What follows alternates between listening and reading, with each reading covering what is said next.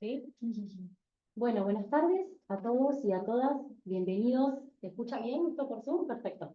Bienvenidas a este espacio del Colegio de la Abogacía de La Plata, dentro del Observatorio de Derecho de las Familias, acá compartiendo con mi colega el doctor Ciamaro y el doctor Lozano Baudón. eh, esta charla que tenemos el privilegio y la suerte de que Javier Heredia, el doctor Heredia, juez de paz de Deró, esté participando con nosotros para darnos una charla que tiene mucho que ver con la idiosincrasia de lo que nosotros queremos trabajar dentro del observatorio, que tiene que ver con la practicidad y con las cosas reales y concretas, ¿no? Más cuando un código como el nuestro, que empieza en su artículo 1 diciendo los casos que rige este código, estamos hablando de casos reales, de gente real, de necesidades concretas, que a veces quedan mucho en la letra de la ley y parecen cuestiones abstractas que no pueden aplicarse de manera concreta a la realidad. Y voy a leer, bueno, de quién se trata. Está con nosotros el doctor Heredia, que es, bueno, juez de paz de Deró, es juez de paz subrogante de General La Madrid, es representante del Fuero de la Justicia de Paz de Trenquelauquen ante el Consejo Consultivo de Violencia Familiar de la Suprema Corte de Justicia de Buenos Aires. Es consejero integrante del Consejo Directivo del Colegio de Magistrados y Funcionarios del Departamento Judicial de Trenquelauquen, integrante de la Comisión de Justicia de Paz del Colegio de Magistrados y Funcionarios de la Provincia de Buenos Aires en representación del Departamento Judicial de Trenquelauquen. Y no voy a seguir leyendo porque tenemos 2 escasas horas para todo el material que tiene. Y me parece importante hablar un poco para saber de qué vamos a tratar este tema. Todos estos principios que últimamente están muy en boga, que decía el Papa Francisco, ¿no? Este tema de que el tiempo es superior al espacio, por ejemplo, y entender estas modificaciones y estas nuevas leyes en el código de procedimiento tienen que ver un poco con entender eso, que los procesos suceden en el tiempo y los cambios que están sucediendo son producto de un trabajo en el que el doctor Heredia ha participado y sigue participando, y tiene la generosidad también de participar en esta charla para darnos herramientas concretas y con ellas poder también entrar en el segundo principio, que es la realidad supera las ideas. Entonces, no voy a hablar más y le voy a dar espacio a Javier para que nos comente, agarren lápiz y papel, porque la cantidad de información que va a dar en las escasas 2 horas que tenemos es súper importante, es valiosa y es práctica. Así que bueno, Javier, te agradezco en nombre del Colegio de la Abogacía, en nombre mío y de mis colegas, tu participación. Y nada, te dejo el auditorio completo para vos. Ah, perdón, lo último, hay una encuesta que está en el chat para completar, que tiene que ver con un relevamiento que estamos haciendo desde el observatorio. Así que si la pueden completar, se los agradecemos. Eso es todo, Javier, el auditorio es todo tuyo. Bueno, muchísimas gracias, buenas tardes a todos, gracias por la invitación, la verdad que es un placer poder encontrarnos en este espacio. El Colegio de Abogados de La Plata fue mi primer colegio, yo mis primeras armas, digamos, o el ejercicio de la profesión lo inicié en la ciudad de La Plata, así que, estuve matriculado en el Colegio de La Plata, luego me mudé a esta localidad y bueno, comencé mis actividades en el Departamento Judicial de Trenquelauquen hasta que accedí a las funciones. Así que es un placer volver al Colegio de La Plata, que es el colegio donde tuvo origen mi actividad.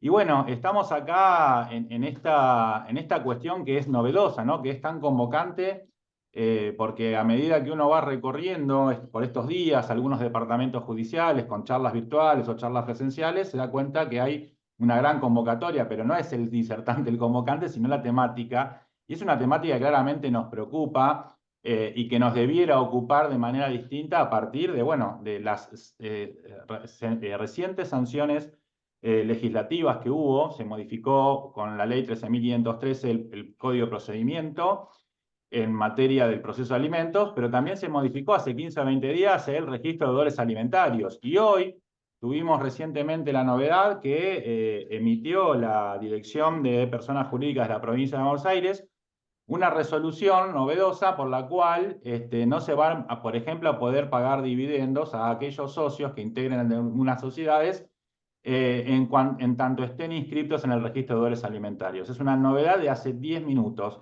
que apareció y que se va poco a poco a viralizar de alguna manera. Así que vamos a arrancar. Confirmame si se ve esta cuestión en las pantallas, ¿se ve todo perfecto? Bien. Bueno, lo primero que tenemos que arrancar es decir, bueno, ¿por qué cambió? ¿Qué es lo que originó o lo que motivó estos cambios que han sido tan trascendentales en el proceso de alimentos? Y lo primero que tenemos acá es que en la provincia de Buenos Aires tenemos un código procesal que es del año 1968, un código de la dictadura, donde hasta ahora, yo digo siempre que no prosperó, hubieron proyectos de reforma legislativa, reformas procesales, pero lo cierto es que hasta el día de hoy no prosperó ninguno. Y digo que es una gran deuda de la democracia bonaerense, que desde el año 68 hasta la fecha no ha podido prosperar ningún proyecto de reforma procesal, pese a que en el medio tuvimos, además del retorno de la democracia, la reforma constitucional del 94, tanto nacional como provincial, la incorporación de los tratados en materia de derechos humanos a nuestra legislación, la modificación y sanción del Código Civil y Comercial y la modificación prácticamente por vía reglamentaria del Código Procesal en lo que tiene que ver con la incorporación del expediente electrónico, las notificaciones electrónicas y demás, y toda la evolución que hubo vía reglamentaria de la Corte en materia de estas cuestiones durante la pandemia. Sin embargo, nosotros todavía no lo tenemos plasmado en un código procesal que se ayorne y que se adapte a esta nueva realidad bonaerense, y seguimos litigando con reglas procesales del año 1968. En ninguno de los proyectos de reforma que hubo, sobre todo en los últimos años en materia procesal, estaba en miras o se tenía en cuenta al código, al proceso de alimentos. No estaba en el radar de nadie, absolutamente nadie, como prioritario o como necesario el proceso de alimentos. Era un proceso más. Sin embargo, a fin del año pasado y principio de este año, a fin del año pasado se terminó de sancionar el proyecto de ley y se promulgó en los primeros días de este año y nació en nuestra provincia de Buenos Aires la ley 15.513, que establece las modificaciones en materia del proceso de alimentos. Ahora, esta ley tiene origen en este documento, que es muy importante que lo conozcan, que lo sepan, que lo lean, porque es de acceso gratuito y es de libre distribución, que tiene que ver con que en el año 2022 salió a la luz el informe elaborado por el Ministerio de las Mujeres y Géneros y Diversidad de la provincia de Buenos Aires, que versa sobre el incumplimiento de la obligación alimentaria. ¿Qué se detectó en una gran encuesta que se hizo en la provincia de Buenos Aires? Que prácticamente 7 de cada 10 mujeres no perciben la cuota alimentaria o la perciben de manera insuficiente. No solo, y reflejando esto, claramente un gran problema estructural que profundiza desigualdades. ¿Por qué? Porque se encuentran con que 9 de cada 10 casos se trata de mujeres a las cuales se les debe alimentos. Solo un porcentaje muy menor habla de como resultado que se encuentran los niños en cabeza del progenitor. Esto habla de que existen aproximadamente 1 millón de hogares monoparentales, en el cual residen cerca de 2 millones de niños, a los cuales, insisto, a 7 de cada 10 de estos chicos se les debe cuota alimentaria y no se las paga o se las paga de manera deficiente.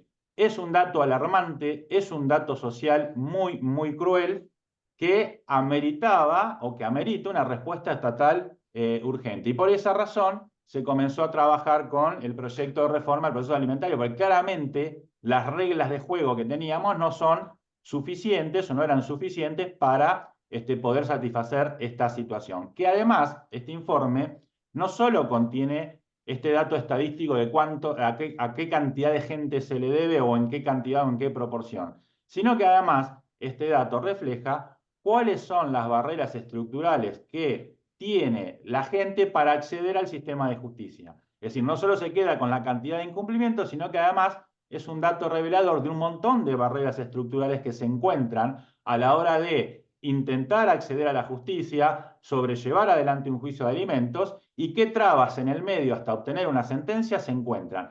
Todo esto fue recogido en el proyecto de ley con la idea de acelerar el proceso de alimentos. Esta misma situación particular, se los cuento rápidamente, fue reflejada también en Cava, es decir, no es un fenómeno estructural exclusivo de la provincia de Buenos Aires, sino que además esto también fue medido por el gobierno de la ciudad de Buenos Aires con intervención de distintas ONGs, en las cuales se arribó prácticamente al mismo resultado. Y en la medida que ustedes avancen en distintos distritos de nuestro país, se van a encontrar con números seguramente similares. No es un fenómeno pura y exclusivamente bonaerense. Pero a su vez, dentro de las estructuras, dentro de las deficiencias estructurales con el que se encuentra la gente a la hora de acceder al proceso de alimentos y arribar a una sentencia que sea eficaz, se encontraban con estos problemas dentro de lo que es el Poder Judicial. El primer problema es la tendencia a dar respuestas estandarizadas como si todos los casos fueran iguales. Se da a la misma situación la misma respuesta.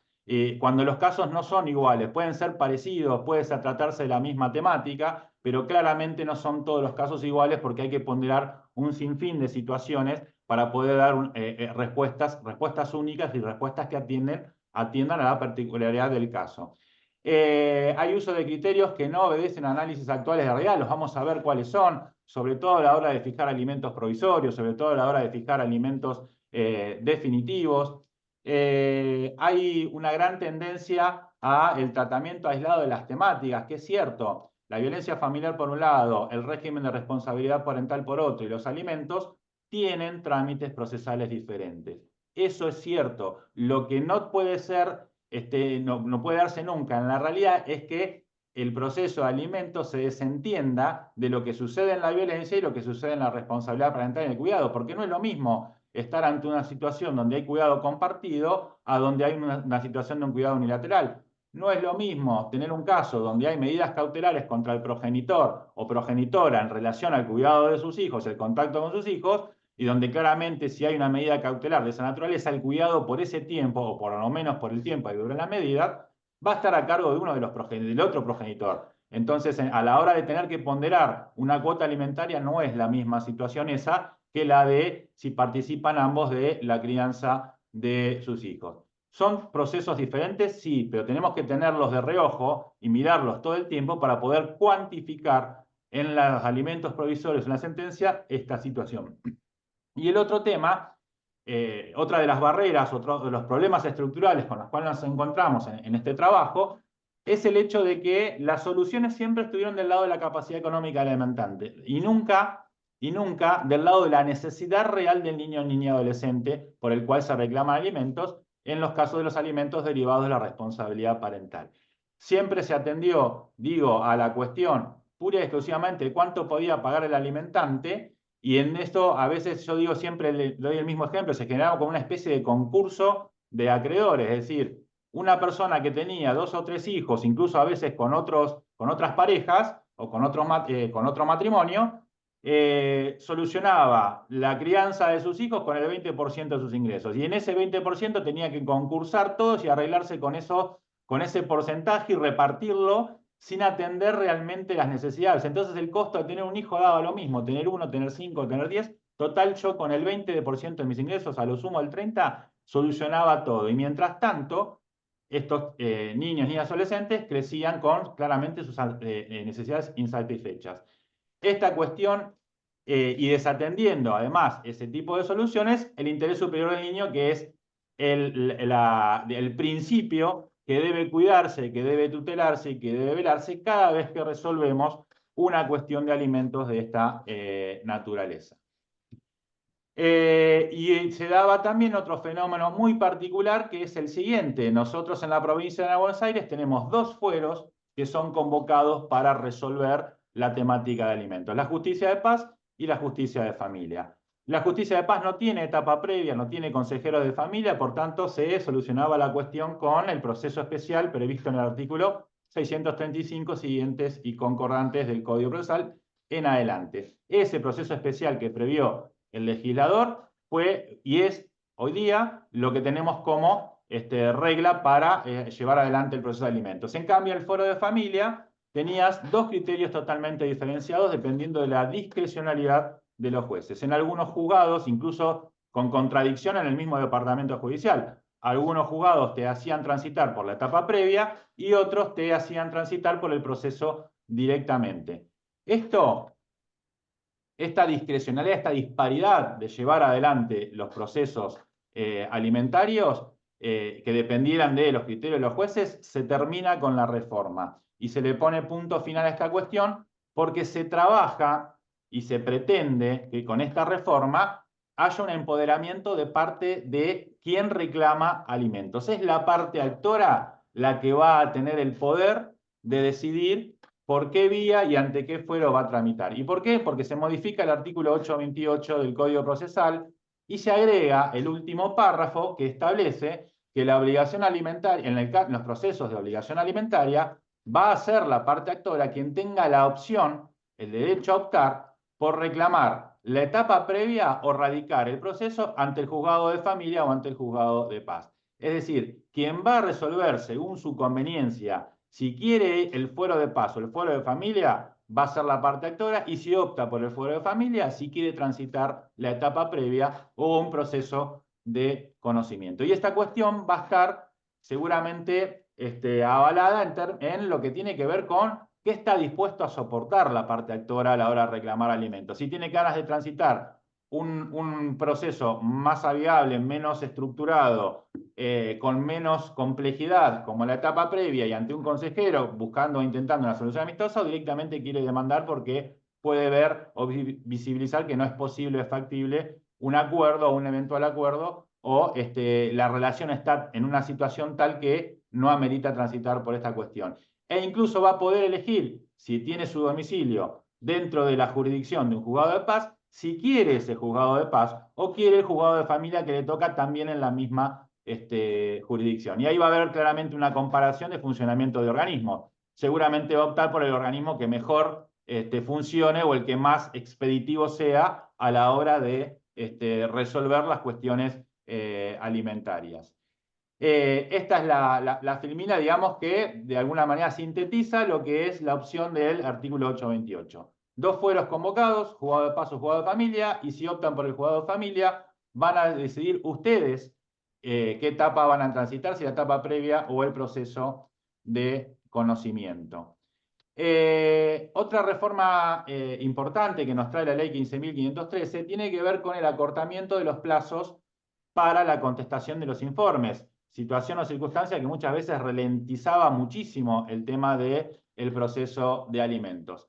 La reforma modifica el artículo 396 y establece que, específicamente en los procesos de alimentos, el plazo para las oficinas públicas será de 7 días, lo acorta muchísimo, y el plazo de las entidades privadas lo acorta a la mitad. Ahora bien, es cierto que nosotros convivimos en una cultura y en una sociedad en la cual toda norma, ¿no? Reglamentariamente toda norma se presume conocida. Pero sin embargo, lo cierto es que sabemos bien que las reformas legislativas, por más buenas que resulten, no llegan de la manera que uno desea y no activan los cambios con la celeridad que uno por ahí aspira.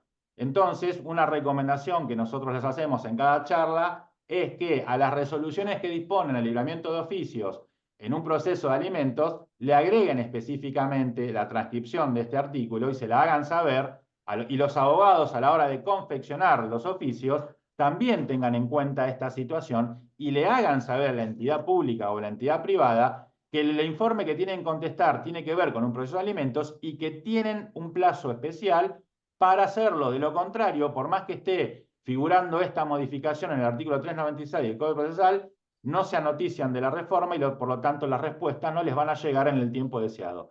Es muy importante que el organismo haga énfasis en esto y es muy importante que el abogado a la hora de confeccionar el oficio también haga hincapié en esta situación. Una de las novedades interesantes o importantes que trae la reforma es esta de los acuerdos.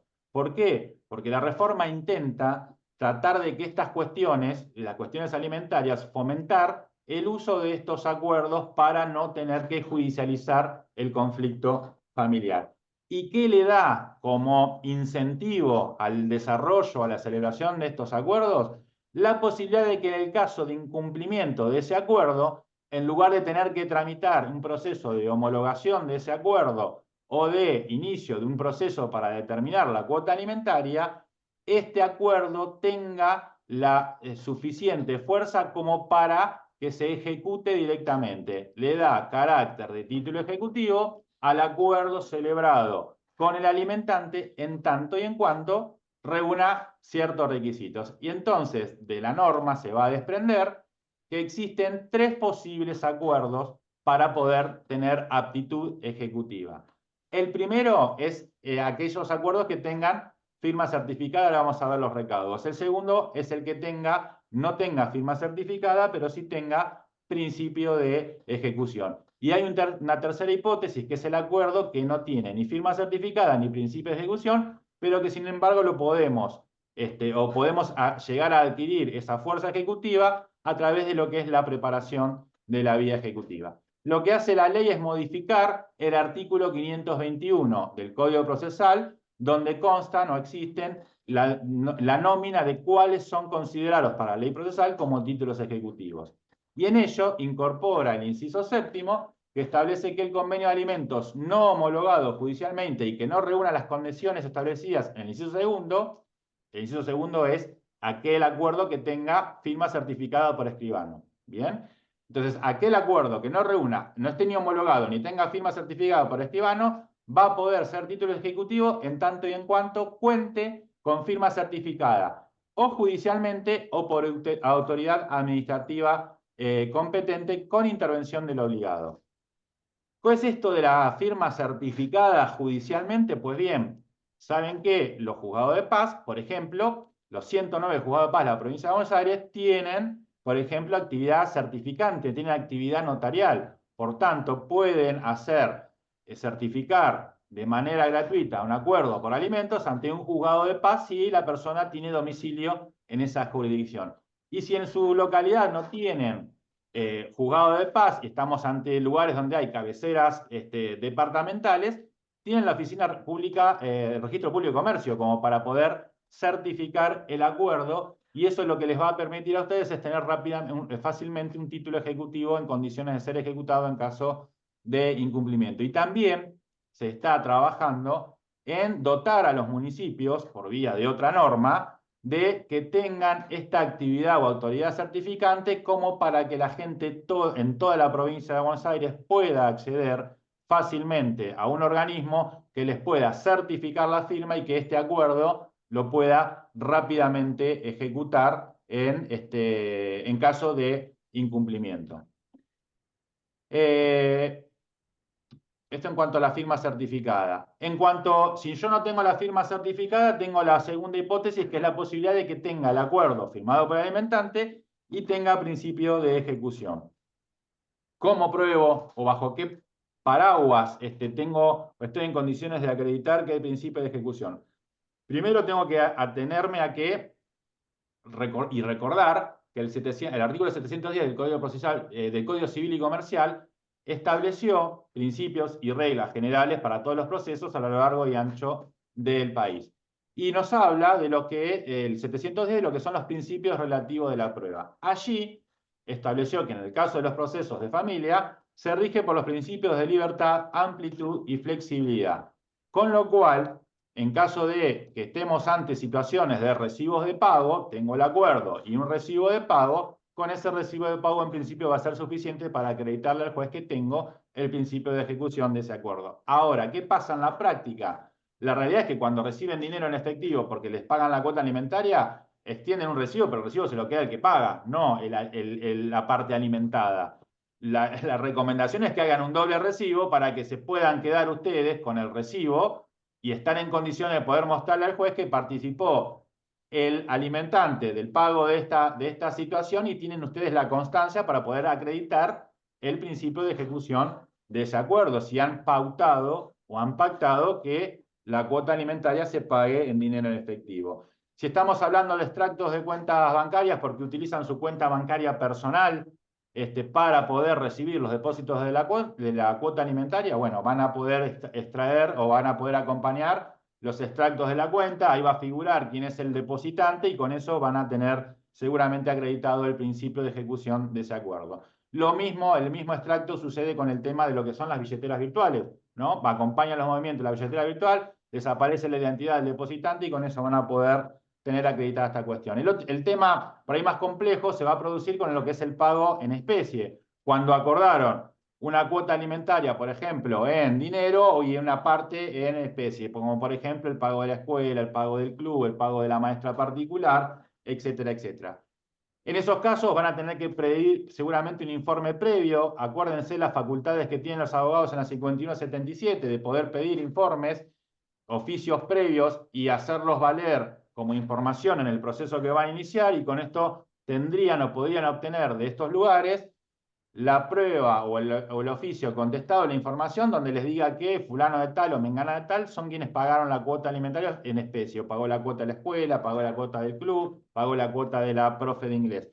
Con eso van a poder integrar el título, el convenio firmado que no tiene firma certificada, acreditar el principio de ejecución y de allí obtener un título ejecutivo. Y si no tienen firma certificada ni principio de ejecución, se abre lo que es la preparación de la vía ejecutiva dispuesta y contenida en el artículo 524 del Código Procesal.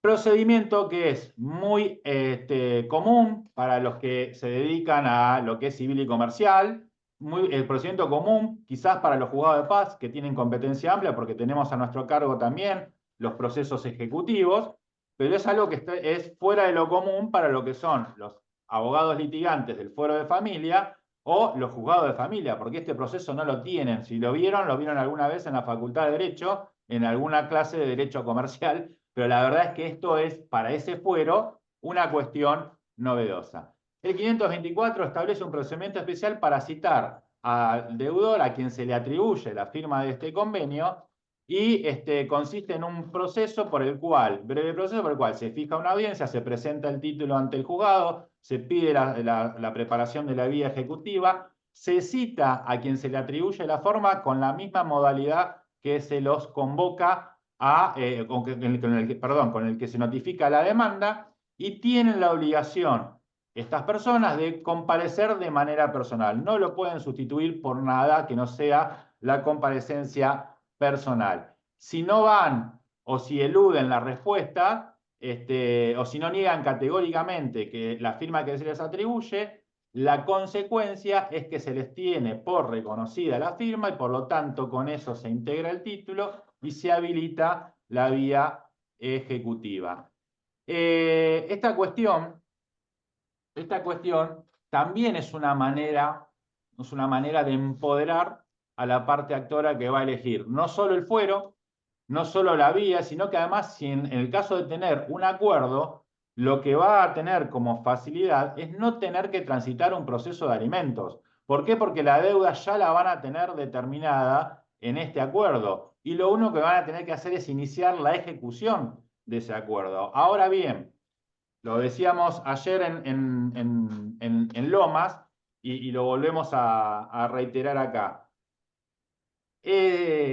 No deja de ser un tema de familia y seguramente nos vamos a tener que chocar de frente entre las normas que rigen el proceso ejecutivo pura y exclusivamente con las normas del derecho de familia, porque en principio lo que van a ejecutar acá es deuda.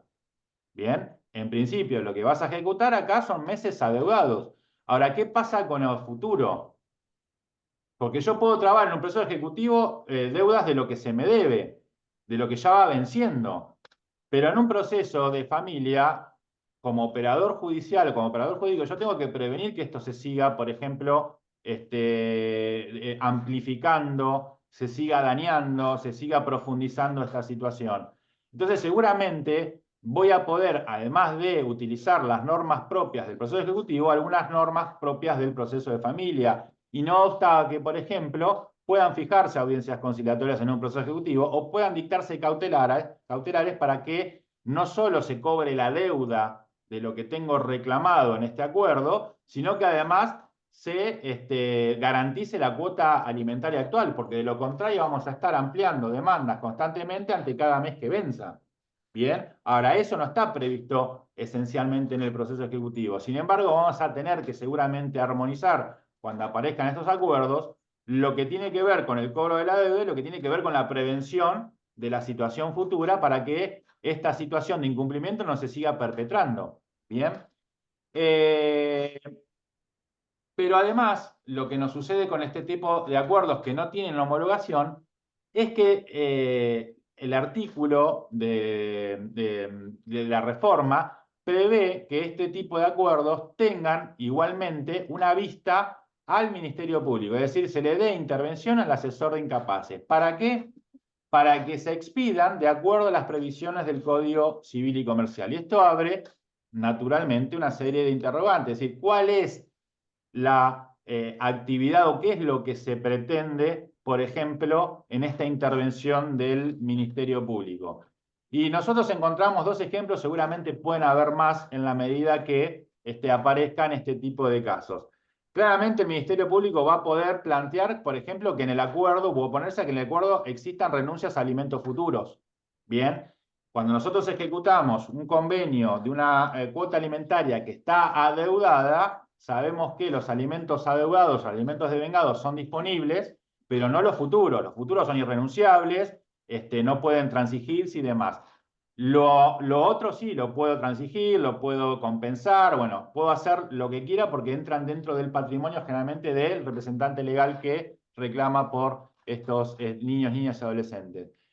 Pero podría haber en ese convenio cláusulas que claramente no correspondan y podrían ser objetadas por el Ministerio Público. Y también podrían, ¿por qué no?, objetar al Ministerio Público que el acuerdo que se presenta, más allá de la deuda degenerada, no satisface, por ejemplo, las necesidades del niño, niña y adolescente. Y en ese caso, podría, en caso de inactividad del representante legal, ejercer sus facultades y tomar la actuación principal para poder garantizar que esas situaciones se garanticen. Y acá les traigo un dictamen al cual pueden acceder a través de la página web de la Procuración, en la cual se pone justamente, se realza en este dictamen y se habla y se plantea ante la Suprema Corte cuál es el rol del asesor en el proceso de alimentos, hasta dónde puede intervenir, hasta dónde tolerar y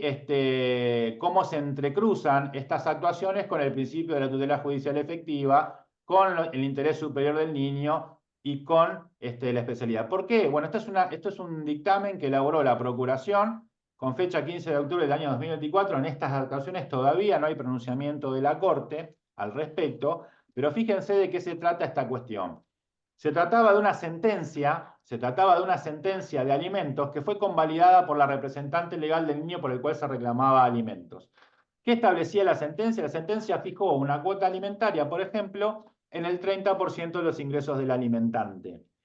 ¿Qué pasa? ¿Por qué lo objeta el Ministerio Público a esta cuestión? Porque ese 30% no estaba ni en la resolución ni clara en las actuaciones a cuánto ascendían en cuanto a cuantificación económica, cuánto equivalía en dinero ese 30% de los ingresos.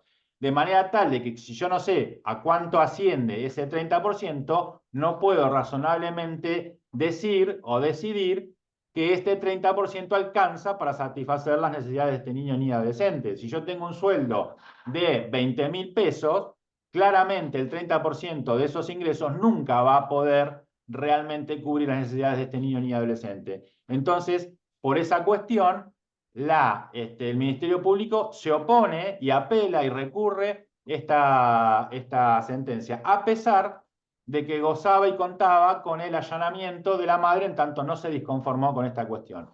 ¿Qué hace el asesor de incapaces? Asume el rol principal cuando no hay acción, o cuando hay, mejor dicho, inacción de los representantes legales en el interés superior de este niño, asume su rol principal conforme se lo autoriza el Código Civil y Comercial y plantea esta cuestión. Estamos a la espera de la respuesta de la Corte Provincial en cuanto a esta situación.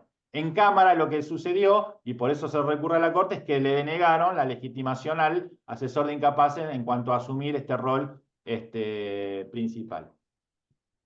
Bien, eso en cuanto a los acuerdos hacemos un pantallazo muy rápido, porque como bien les dijo Anabela, hay muchísimo para hablar de materia alimentaria y nos podría llevar varias jornadas tratarlas con absoluta profundidad. Pero la idea de hoy, la idea del encuentro, es que se lleven un pantallazo, un gran pantallazo de todo lo que es la reforma y todo lo que se viene en materia del proceso alimentario.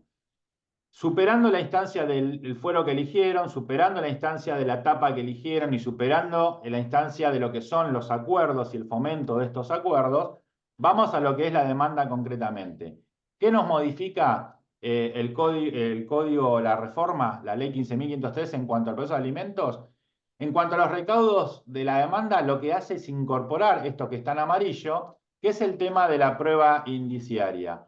Es una manera de llevar a la ley cuestiones que ya se estaban dando en la jurisprudencia, que es admitir la prueba indiciaria a la hora de determinar los ingresos del alimentante. ¿Por qué? Porque claramente entendemos, o se entendió, o viene entendiendo la jurisprudencia desde hace mucho tiempo, que no en todos los casos vamos a poder obtener una prueba directa de los ingresos del alimentante. ¿Bien? Podemos establecer una actividad, pero a ver, a medida que uno va litigando, que va atendiendo casos y demás, vemos cada vez mayores maniobras tendientes a, por ejemplo, ocultar patrimonio o ocultar cierto nivel de vida, esconder ingresos, etcétera, etcétera, etcétera. Y muchas veces, si no teníamos esa prueba directa, nos encontramos con un gran problemón, porque después, en función de eso, lo que se terminaba obteniendo era una cuota alimentaria muy baja o ajena a la realidad de esta cuestión. Entonces, con el correr del tiempo, la jurisprudencia fue admitiendo esto de admitir la prueba indiciaria. Y ahora lo tenemos consagrado en la norma. Es suficiente la prueba indiciaria para poder acreditar el caudal económico del alimentante. Siempre les doy el mismo ejemplo, no es lo mismo, a ver, hay casos donde tenemos actividad no registrada o no sé, una categoría ínfima en el monotributo y resulta que después tenés cierta cantidad de consumo, de cierta cantidad de celulares a tu nombre, X cantidad de viajes al exterior y demás. No hay prueba directa porque si me baso en la categoría más baja del monotributo no me van a dar los números, pero sin embargo por vía de otras cuestiones no directas puedo, por ejemplo, acreditar o estimar a cuánto ascienden los ingresos del alimentante o por lo menos determinar que tiene la capacidad económica suficiente como para hacer frente a esa cuota alimentaria.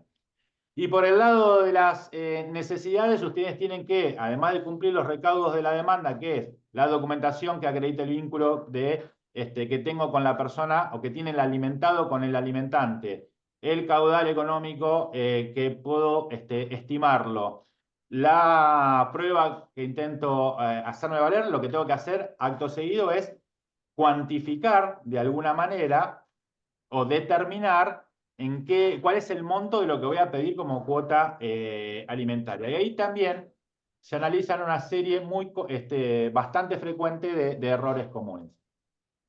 La primera de ellas, o un error muy común, es que se piden como nos hemos acostumbrado culturalmente tanto en materia judicial a respetar ciertos criterios de los organismos, esas cuestiones parecían que no se pudieran discutir más o que no se pudieran cuestionar. Entonces generamos cierta tolerancia y ciertas culturas que hacen que después eso parezca que sea la verdad revelada.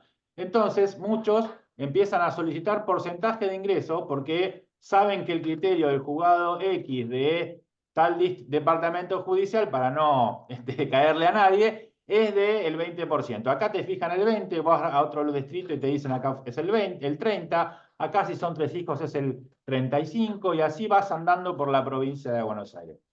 Entonces, en función de eso, yo pido el porcentaje porque yo ya sé que el criterio del juzgado del cual voy a litigar es del 20%. Bueno, es un error grosero en varios aspectos. ¿Por qué?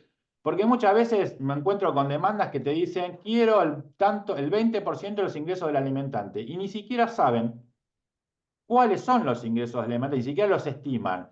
Entonces no puedo realmente resolver una demanda o puede peticionarse si no sé si ese 20% representa realmente o garantiza realmente la necesidad de los niños por los cuales se reclaman alimentos. Entonces, Guarda con esas situaciones, porque lo que yo tengo que tener en cuenta a la hora de resolver esta cuestión, primero, es ni más ni menos que la necesidad de ese niño ni adolescente. Que esa necesidad esté mínimamente garantizada. Luego veremos por cuánto más vamos, pero no puedo tirar un número sin saber a cuánto representa ese porcentaje realmente en dinero. El otro error más común es el tema de requerir y fijar alimentos provisorios en función del salario mínimo vital y móvil.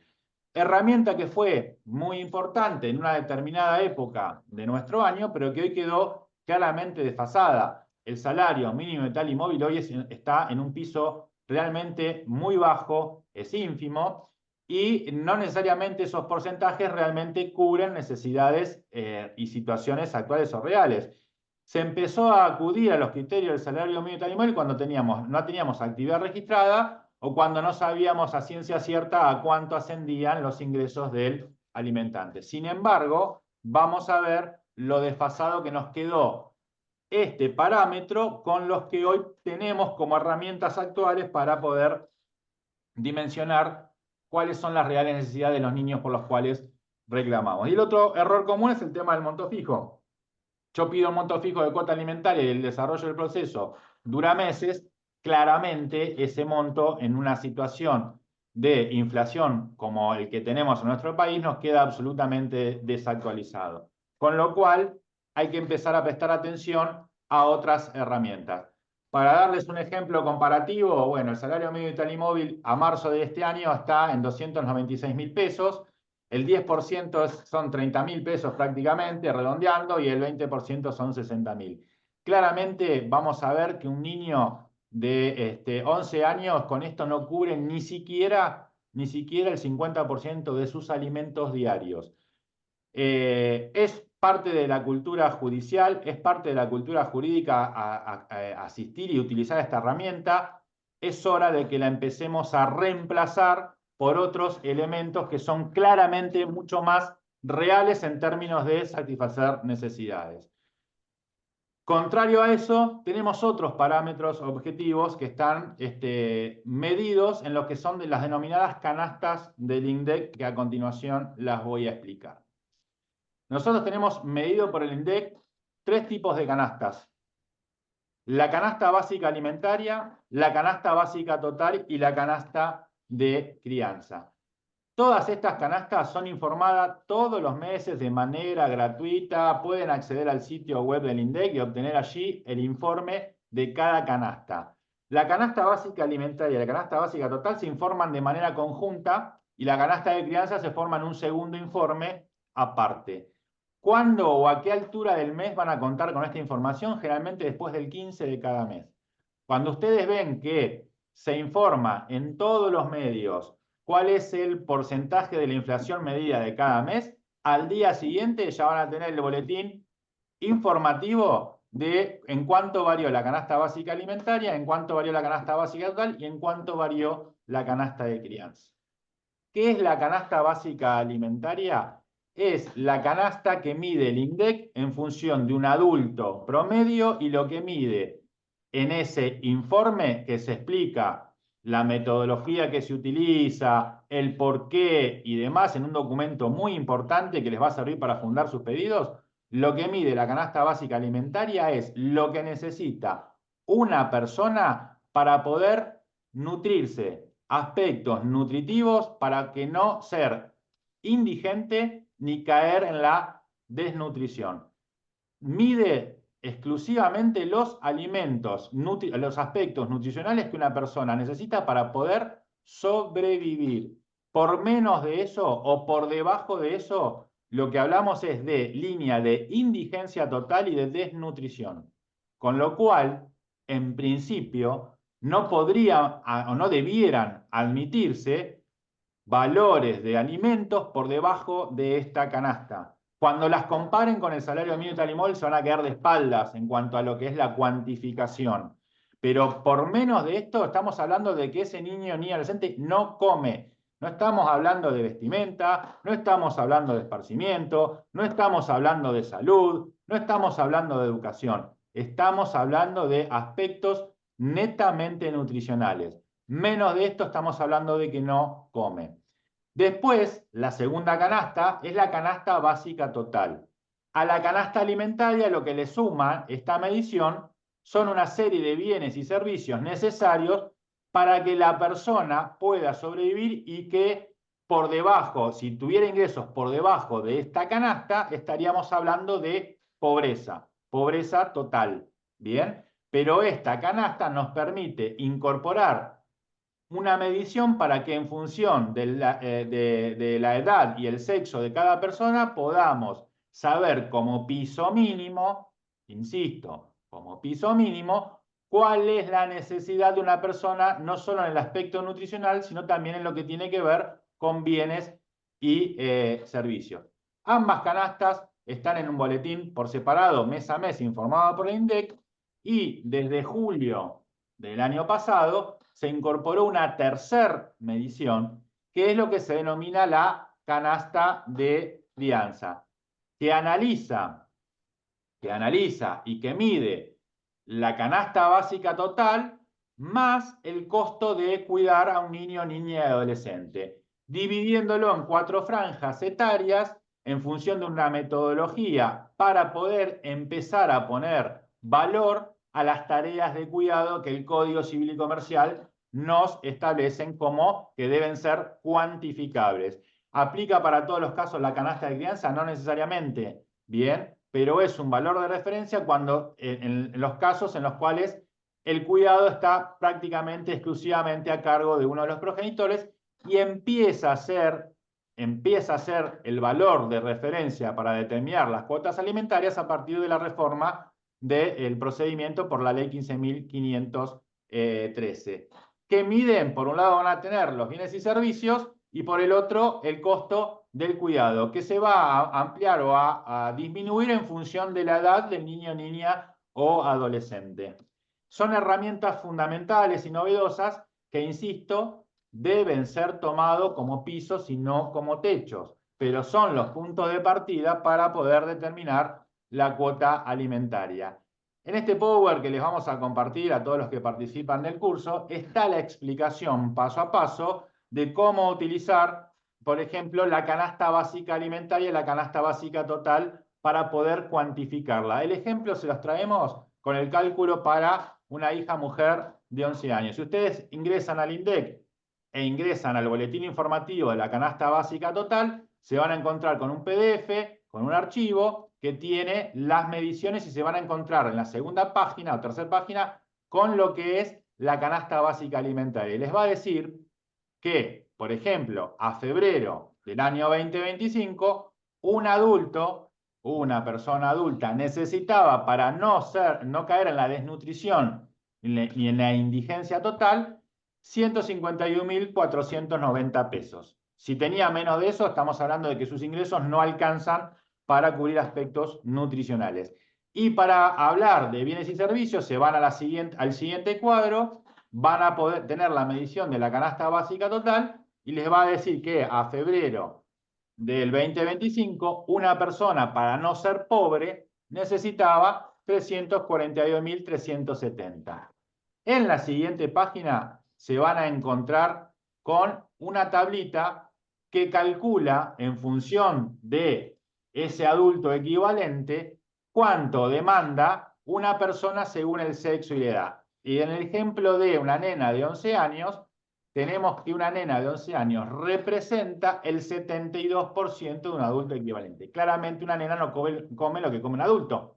¿Bien? Ni claramente una nena de 11 años no consume en bienes y servicios lo mismo que un adulto. Por eso esta diferenciación y esta escala, cuyo procedimiento, insisto, de metodología de medición y demás, la tienen desarrollada en el documento. Profundizarla nos llevaría, o hablar de ella nos llevaría toda una jornada, pero la explicación, me parece importante, la tienen todos los meses, porque todos los meses el INDEC a cada medición la explica y les grafica cómo y por qué obtiene estos números y por qué está dividido así en estas tablas por sexo y edad cada uno de ellos. Entonces, si yo tengo que hacer el cálculo de una nena de 11 años de edad, me voy a el costo de la canasta básica alimentaria por adulto equivalente, que se acuerdan, era de 151.000 pesos, lo multiplico por 0,72 o hacen el 72% de los 150 metros y le va a dar que una nena de 11 años a febrero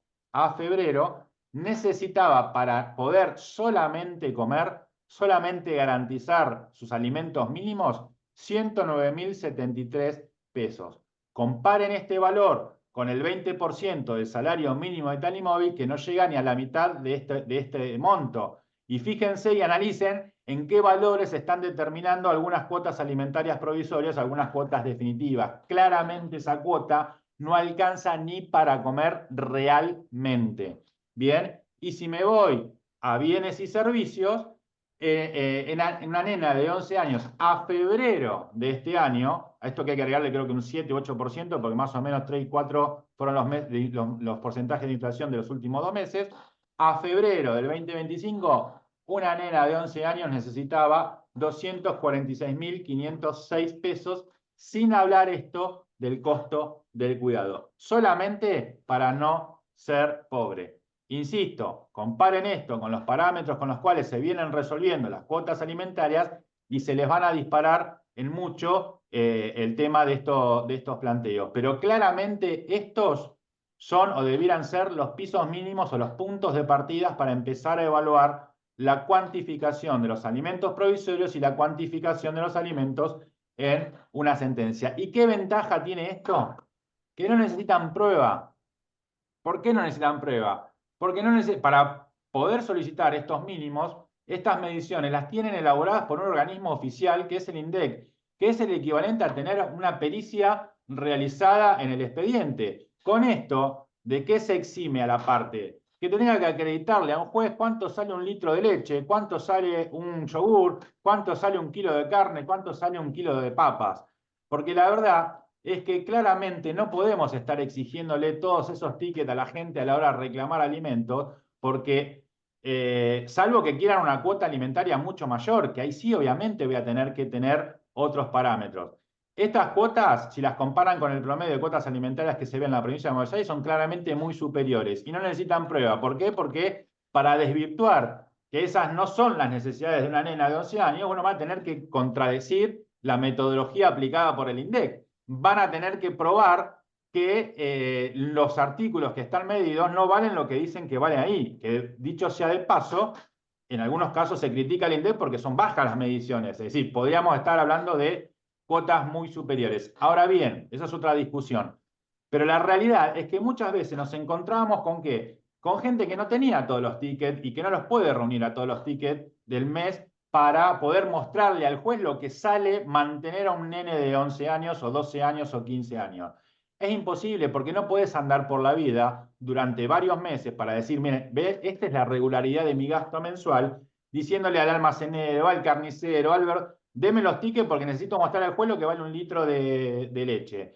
Imaginen esta situación de una madre que además tiene hijos en dos procesos de alimentos diferentes. Va a la cola del supermercado y le tiene que decir al cajero, no, espere, sepáreme esa leche, póngala en este ticket y hágame otro ticket aparte porque le tengo que mostrar al juez de la causa A cuánto vale y al juez de la causa B cuánto me consume el otro nene. Es un delirio y es una locura. Y sin embargo, a aquellas personas que no reunían o no reúnen estas pruebas, se las castigaba, entre comillas, con la aplicación de cuotas mínimas. Como no tenés prueba, te aplico un porcentaje del salario mínimo en tal inmobiliario y arribábamos a respuestas jurisdiccionales totalmente absurdas y desfasadas de la realidad. Mientras tanto, la tarea de crianza le quedaba casi exclusivamente, le queda hoy día, porque no se modificó todavía toda esta realidad, a la mujer, y además de que no le alcanzaba para comer, tenía que cuidarlo, criarlo y hacer malabares, porque tienen que hacer malabares, para poder subsistir, porque con la cuota no comen, y además tienen que, igual al nene, vestirlo, educarlo, etcétera, etcétera. Entonces, necesitamos que realmente se empiecen a reanalizar las cuestiones alimentarias y empiecen a utilizar y a peticionar conforme estos parámetros, que claramente no son la solución total de la situación, pero que comparado con la forma en la cual se vienen resolviendo es abismal la diferencia. Alimentos provisorios. Incorpora la ley 15.513 la cuestión de los alimentos provisorios e incorpora el artículo 636 bis, que establece que para la fijación de los alimentos provisorios será de aplicación lo dispuesto en el último párrafo del artículo 641, que es ni más ni menos que empezar a tener como referencia para la determinación de los alimentos provisorios a la canasta de crianza. Y ahí van a encontrarse con un variopinto de pronunciamientos judiciales. Hay situaciones donde se puede aplicar como alimento provisorio de manera automática, hay otros casos que no, habrá que ponderar, como les dije yo, el tema del cuidado. Tendremos que ver y analizar en cada supuesto. Hay algunos organismos que aplican porcentajes de la canasta de crianza hasta tanto después se pueda acreditar si hay cuidado exclusivo o no de uno de los del progenitor que reclama alimentos. Es decir, hay distintas variables, pero lo importante es que la canasta de crianza, medida por el INDEC, tiene que ser la referencia para cuantificar los alimentos provisorios. Y los alimentos provisorios deben ser resueltas en la primera resolución, si son pedidos por la parte. Otra cuestión que también termina con un montón de criterios anacrónicos existentes en la provincia de Buenos Aires, en cuanto había una gran negativa o una gran demora a la hora de fijar los alimentos provisorios porque o los diferían para una etapa ulterior o los diferían a las esperas o a las resultas de la audiencia prevista en el artículo 636, que es una audiencia conciliatoria. Esta cuestión discrecional se termina porque hay ahora una obligación nueva de expedirse, si lo requiere la parte actora, la parte alimentante, hay una obligación de expedirse en la primera resolución o dentro de los 5 días siguientes de cuando es peticionada en cualquier otro momento del proceso. De ahí la importancia, y vuelvo a lo mismo, la intención de esta reforma de empoderar y que sea la parte actora cuando quiere o cuando pide, cuando debe resolverse esta cuestión, empezando a eliminar todas esas discrecionalidades que distorsionaban el proceso de alimento y que la encontramos en el ámbito jurisdiccional, y empieza a ser la parte actora quien tiene, digamos, de alguna manera la batuta en lo que tiene que ver con estas peticiones. Hablando de la canasta de crianza y hablando de esta medición y esta herramienta tan importante generada desde julio del 2024, se está trabajando y en muy poco tiempo va a conocerse la medición de la provincia de Buenos Aires. La canasta de crianza es una medición que se hace a nivel nacional, ¿bien? Y una de las críticas que tiene esta canasta es que no necesariamente abastece las realidades de todo el país. ¿Por qué? Y porque, por ejemplo, no es lo mismo el nivel de vida de Tierra del Fuego y los costos y servicios que lo que tengamos en provincia de Buenos Aires, que lo que tengamos en el interior de la provincia de Buenos Aires o lo que tengamos en el norte. Claramente no es así, pero bueno, y por eso es necesario empezar a reajustar algunas metodologías de medición. Lo que va a hacer la provincia de Buenos Aires es elaborar su propia canasta de crianza, porque recuerden que el 641 establece que será la canasta o el índice que se establezca al efecto, y ahí faculta de alguna manera a la provincia de Buenos Aires a tener su propio mecanismo de medición. Y sabemos, porque tuvimos la suerte de participar en el acto de promulgación de la ley que modificó el registro de deudores alimentarios, sabemos que se anunció que se está trabajando en el índice de crianza bonaerense o en el índice de medición bonaerense, con lo cual prontamente, seguramente hasta el fin de año, tengamos un instrumento local propio que mida estas cuestiones y que atienda a la realidad de la provincia de Buenos Aires. Los alimentos provisorios, dijimos, deben fijarse en la primera resolución o a pedido de la parte dentro de los 5 días de esa solicitud. Deben ser fijados en relación o en miras con la canasta de crianza como referencia, y establece una sanción específica y especial para el caso del incumplimiento del pago, en el cual se establece ni más ni menos que una multa muy pero muy fuerte para aquella persona que incumpla los alimentos provisorios. Y además se incorpora otra novedad, que tiene que ver con la posibilidad de incluir al deudor alimentario en el registro de deudores morosos de la provincia de Buenos Aires por el solo hecho de incumplir una cuota alimentaria provisoria. Esta reforma, la ley 15.513, se completó con la ley 15.520. Bien, habían ingresado los dos proyectos juntos a la legislatura bonaerense y solamente había sido sancionado, porque tuvieron trámites diferenciados, solamente había sido sancionada la reforma procesal. Luego, este año, la Cámara de Diputados terminó aprobando la ley que modifica el registro de deudores alimentarios y se terminó promulgando hace 20 días aproximadamente, con lo cual se termina de esta manera con la sanción de estas dos leyes, la 15.503 y la 15.520, de completar el espíritu de esta reforma, que era realmente empezar a sancionar y empezar a hacer valer una herramienta que es también muy importante, como la del registro de deudores morosos, pero que no tenía prácticamente uso porque, por ejemplo, para ser incluido en el registro de deudores antes de esta reforma, tenían que tratarse de situaciones donde se incumpliera la sentencia definitiva, con lo cual primero teníamos que arribar a la sentencia, y se hablaba de que podía ser incorporado cuando había o 3 meses consecutivos de deuda de cuota o 5 meses alternados. Con lo cual, según una u otra hipótesis, podías estar esperando situaciones de incumplimiento durante varios meses y recién ahí terminar obteniendo el tema de la inclusión de ese deudor alimentario en el registro de deudores morosos. Lo que se hizo fue flexibilizar esta cuestión, allanar el camino para que no solo el que incumple la sentencia definitiva sea inscrito en el registro de deudores morosos, sino también el que incumple los alimentos provisorios. Pero además se ampliaron las sanciones a aquellas personas que estén inscritas en el registro de deudores alimentarios.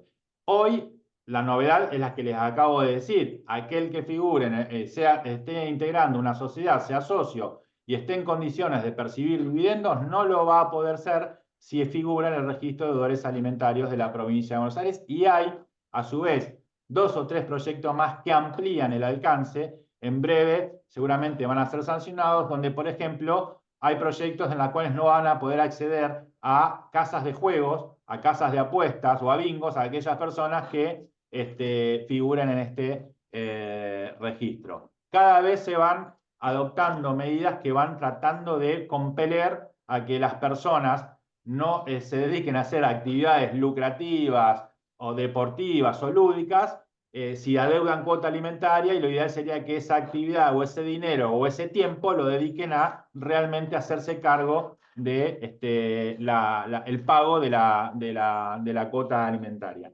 Y a su vez, incorpora el artículo 636 bis, el último párrafo, que establece que también se podrá ordenar, además de la multa, además de la inclusión del deudor alimentario de los alimentos provisorios, la posibilidad de dictar cualquier otra medida razonable que garantice su efectividad y ejecución de lo resuelto en la sentencia. Esto es ni más ni menos que hacer correlacionar lo que nos establece el 553 del Código Civil, que nos hablaba de que ante el caso de incumplimiento de una obligación alimentaria, el juez puede dictar medidas que entienda razonables para poder ejecutar la sentencia. Pero en general, muchas veces se pensaba que, bueno, solamente podíamos activar el 553 cuando teníamos sentencia. Pero acá, claramente, lo que hace el legislador, bueno, es decir, no, esperen, no solamente estamos hablando de la sentencia definitiva, también podemos empezar a activar todas estas medidas razonables cuando estamos hablando de incumplimiento de los alimentos provisorios. Por si a alguno le quedaba alguna duda, lo refuerza el legislador y se los incorpora en esta norma en el 636 bis. ¿De cuánto es la multa? La multa ya me quedó desactualizada porque varió el IUS y en breve seguramente va a volver a variar. La multa para aquella persona que no incumple los alimentos provisorios es la prevista para el artículo 637, que es la multa que le imponen a aquel alimentante que no asiste a la audiencia conciliatoria prevista en el artículo 636. Se lo sanciona con una multa. Esa multa se elevó y se modificó y se estableció en una escala que va de 10 IUS a 200 IUS.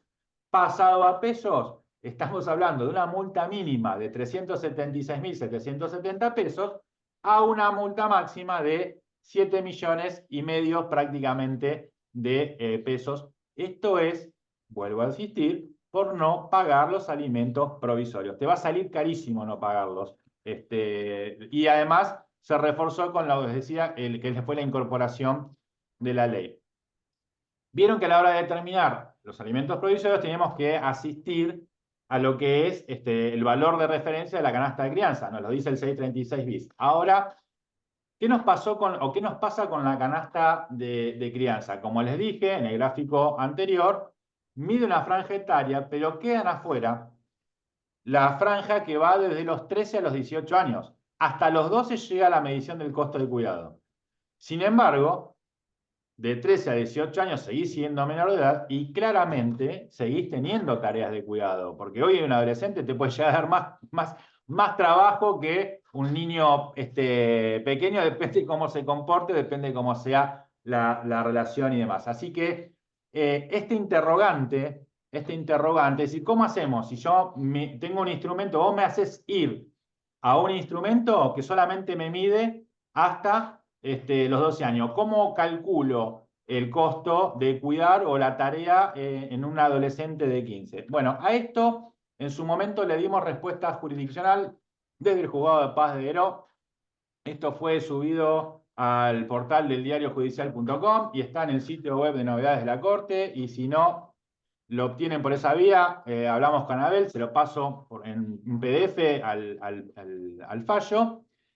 ¿Qué hicimos nosotros en esta situación como una solución posible? No digo que sea la única, pero bueno, encontrándonos ante esa disyuntiva, teníamos que aplicar la canasta de crianza a un adolescente de 15 años, lo que hicimos o cómo fue que integramos la cuota alimentaria, tomamos la canasta básica total de un adolescente de 16 años y le sumamos el costo del cuidado de la última franja etaria, que es la más baja porque a mayor edad hay menor intensidad de cuidado. Los cuidados más intensivos, el costo de cuidar lo tenemos en relación a los nenes más pequeños, que son los que más presencia física o más asistencia necesitan, que a medida que van creciendo, tomando independencia o asistiendo ya a el sistema educativo obligatorio, nos liberan de algunas horas de tarea de cuidado diarias o nos relevan de algunos cuidados. Entonces tomamos el costo del cuidado de la última franja más la canasta básica total, que yo la puedo calcular de manera independiente. ¿Se acuerdan? Usando la tablita de la canasta básica total que le mostramos. Con esos dos los sumamos e integramos la canasta de crianza y pudimos obtener las necesidades básicas con bienes y servicios por un lado y el costo de cuidar por el otro, y de esa manera conformamos una cuota alimentaria para una franja etaria que hoy por hoy no está medida. Entendemos que la canasta de la provincia de Buenos Aires seguramente va a subsanar esta cuestión. El otro interrogante pero muy común que se presenta cuando tengo más de un hijo. Cuando tengo más de un hijo y están en edad medible o no medible de la canasta de crianza. La primera respuesta automática que a algunos se les ocurre o que podría surgir razonablemente es, bueno, sumo canasta de crianza.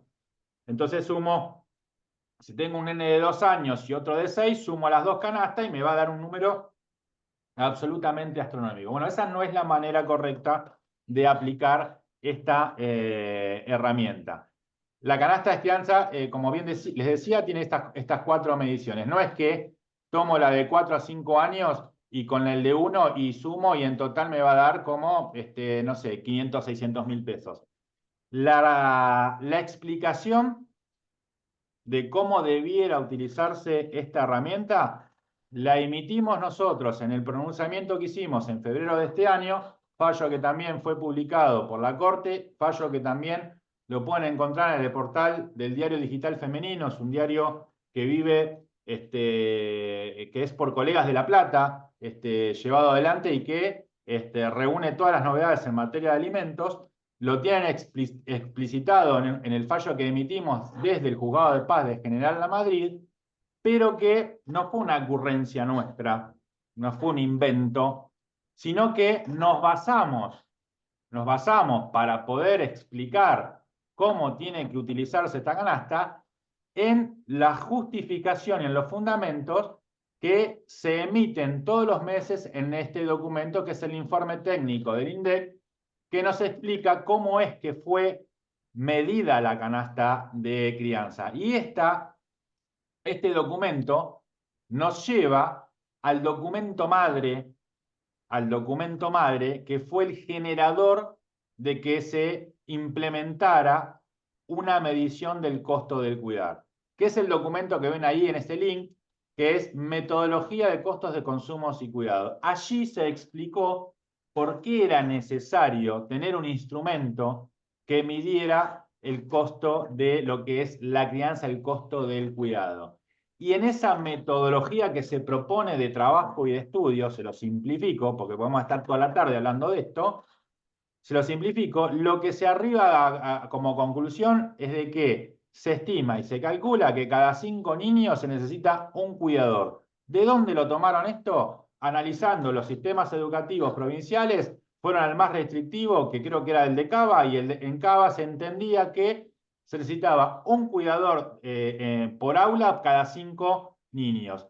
Esta es la referencia por analogía que se toman para decirte que si tengo en un hogar 4 hijos, no puedo sumar 4 canastas de crianza. Tomo la canasta de crianza, el valor del cuidado del más elevado, del más chico, porque es el que mayor intensidad de cuidado tengo, y después al resto de los hijos, ¿cómo los incorporo? Con la canasta básica total. Por eso la importancia de entender cómo se mide y se calcula cada canasta. Tomo la canasta de crianza del menor y le sumo las otras canastas básicas totales. Y con eso integro la cuota y estoy en condiciones de reclamar y de estimar cuánto es lo que le correspondería, insisto, como piso mínimo, a 4 o 5 hijos y demás. Elaboramos también el año pasado este documento que es de distribución gratuita, donde la metodología y cómo calcular y cómo utilizar cada instrumento de medición se hizo un documento con el lenguaje fácil y accesible para todos los operadores judiciales y todos los operadores jurídicos. Es de distribución gratuita, lo encuentran googleando y si no también se los pasamos como material para aquellos que están participando de este curso, pero desarrollamos este documento que se denomina Buenas Prácticas en la Determinación del Cuánto y la Cuota Alimentaria, donde todo lo que les acabo de explicar está volcado en este documento y es una herramienta que les puede llegar a ser útil a la hora de tener que reclamar alimentos. Vamos a otro de los puntos más álgidos o más polémicos de la reforma, que tiene que ver con la incorporación del artículo 635 bis del Código Procesal, que es ni más ni menos que la posibilidad de notificar la demanda por medios electrónicos, entre ellos la aplicación estrella que es la de WhatsApp. ¿Qué pasa con esto? Bueno, hubo varios idas y vueltas en relación a esta parte del proyecto porque como todo cambio, como toda novedad ofrece resistencia. Siempre hay resistencia a los cambios.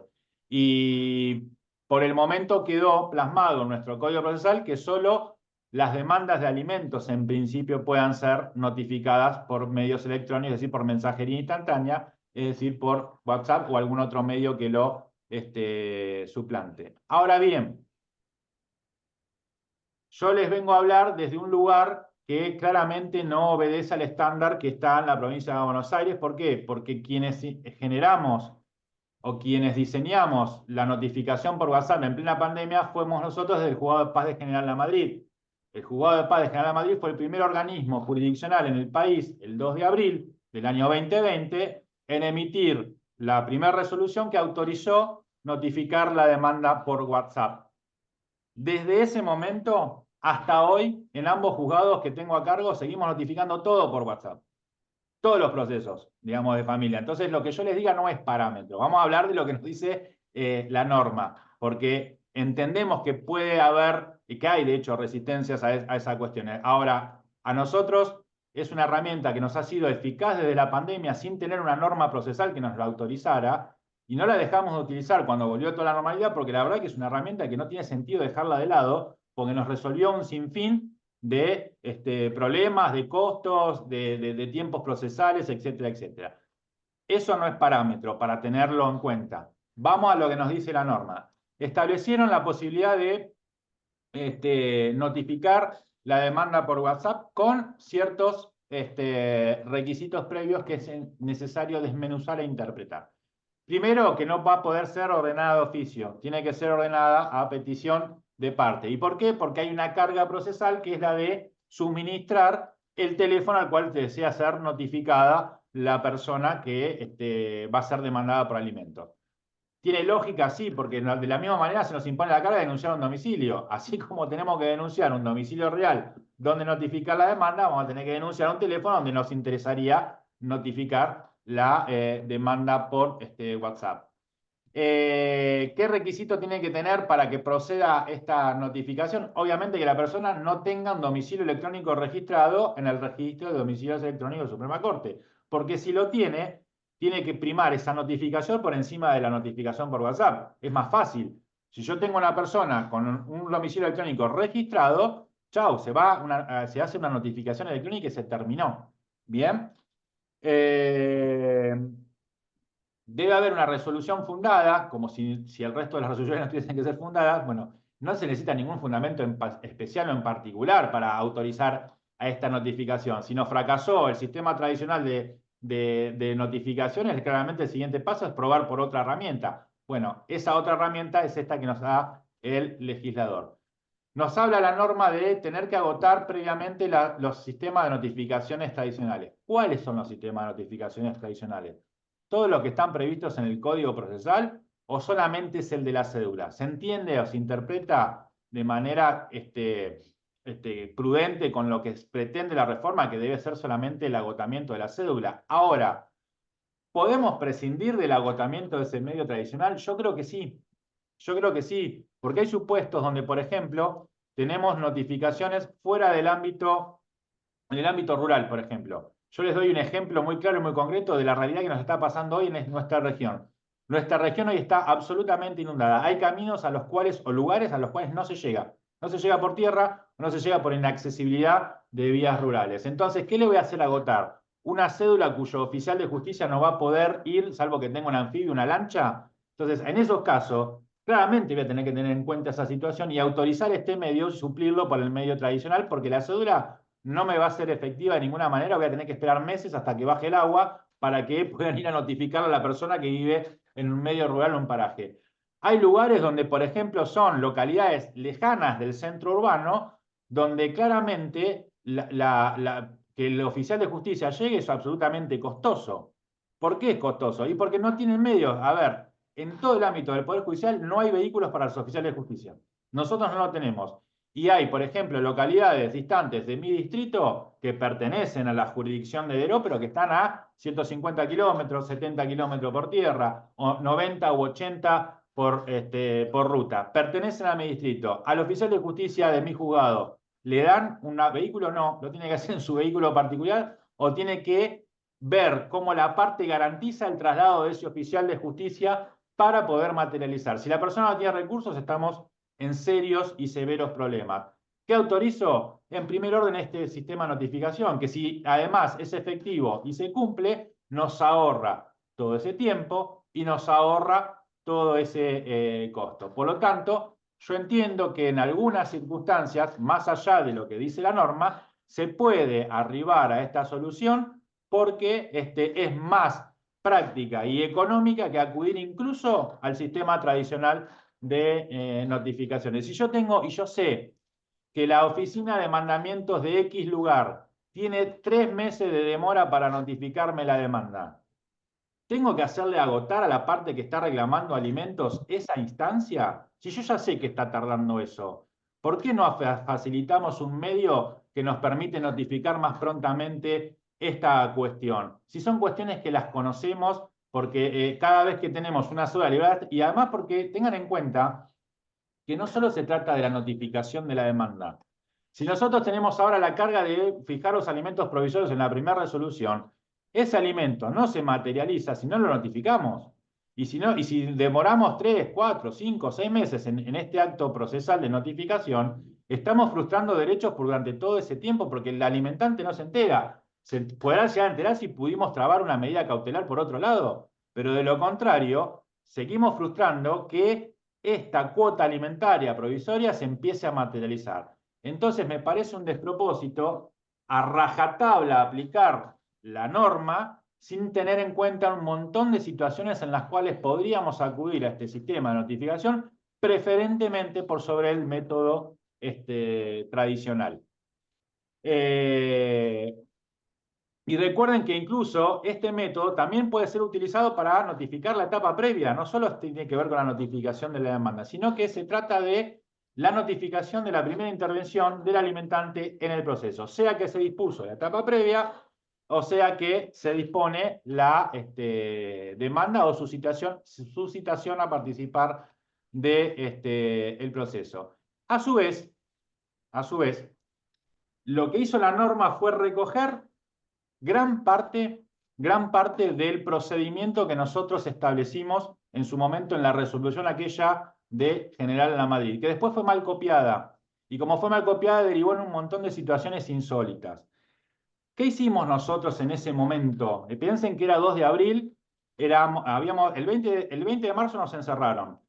2 de abril había pasado la primera quincena de encierro duro en nuestro país y no había miras, ya ese 2 de abril no había miras a que se abriera las actividades. Por el contrario, se hablaba de profundizar más. Después tuvimos mucho tiempo más, digamos, encerrados. Pero a ese momento no había en el ámbito del Poder Judicial ninguna otra herramienta. Los protocolos para los oficiales de justicia llegaron mucho después, con los cuales nosotros estábamos en una situación donde teníamos que un contexto de violencia familiar. Teníamos que notificar los alimentos provisorios. El alimentante había sido excluido del hogar, era el único proveedor de recursos económicos. Tenía una actividad informal, con lo cual no le podíamos embargar el sueldo o en algún lado por alguna vía. Teníamos que notificarlo sí o sí para que empezara a depositar los alimentos en la cuenta. Había que comunicarle el número de cuenta. Así que nosotros lo que tuvimos que hacer es pensar en un sistema que emulara lo mismo que sucedía si iba el oficial de justicia y lo notificaba. Teníamos un riesgo, si le mandábamos al oficial de justicia en un pueblo como de General Madrid, que es absolutamente pequeño, y teníamos la mala suerte de que se contagiaran COVID, imagínense el lío que armamos, incluso sanitario, en este lugar, porque recuerden que en esa época se sabía muy poco de lo que era el COVID, el contagio. ¿Se acuerdan todas las ceremonias que teníamos que hacer para ingresar a la casa, para agarrar un papel? Teníamos que dejarlo no sé cuántos días aislado en una bandeja rociada con alcohol para después recién agarrarlo y trabajarlo. Bueno, todo eso pasó, pero realmente en ese momento se vivía con otro temor y con otra situación. Entonces, ¿qué hicimos? Diseñamos un sistema de notificación que emulara el mismo acto que tiene que hacer el oficial de justicia, poniendo que se notificara por WhatsApp, pero con ciertos resguardos que tenían que ser documentados para después subirlo a la plataforma y que no se planteara ninguna nulidad. ¿Cuál era el resguardo? Bueno, tenía que intervenir el actuario. En la reforma interviene el actuario. Tenía que producir una comunicación telefónica con la persona a la cual se denunciaba el teléfono. De la misma manera que vos denunciás un domicilio, acá denunciás el teléfono. Llama al actuario, se identifica, le cuenta, como le cuenta el oficial de justicia presencialmente, de qué se trata la notificación. Requiere que se identifique la persona se identifica de la misma manera que en el domicilio físico. Te da los datos, te aporta el número de documento. Si querés algún elemento de seguridad más, pedir el número de trámite del documento, que va a poder ser solamente obtenido de quien tiene a la vista su número de documento. Se le informa, se le pregunta si usa WhatsApp. Si te dice que sí, avanzás. Si te dice que no, ya te frustró la notificación, de la misma manera que si te dicen no vive acá, el fulano al cual va dirigida la cédula. Usa WhatsApp, se le cuenta que se le va a producir la notificación, se le va a enviar la documental, se le va a enviar el reclamo alimentario y queda hecho el contacto con el juzgado para cualquier duda, cuestión y demás. Se le envía el WhatsApp y queda registrado. ¿Desde dónde se hizo eso? Desde un aparato oficial, porque tenemos teléfonos oficiales suministrados por la Suprema Corte para atender guardias y urgencias y demás, los juzgados de paz y los juzgados de familia.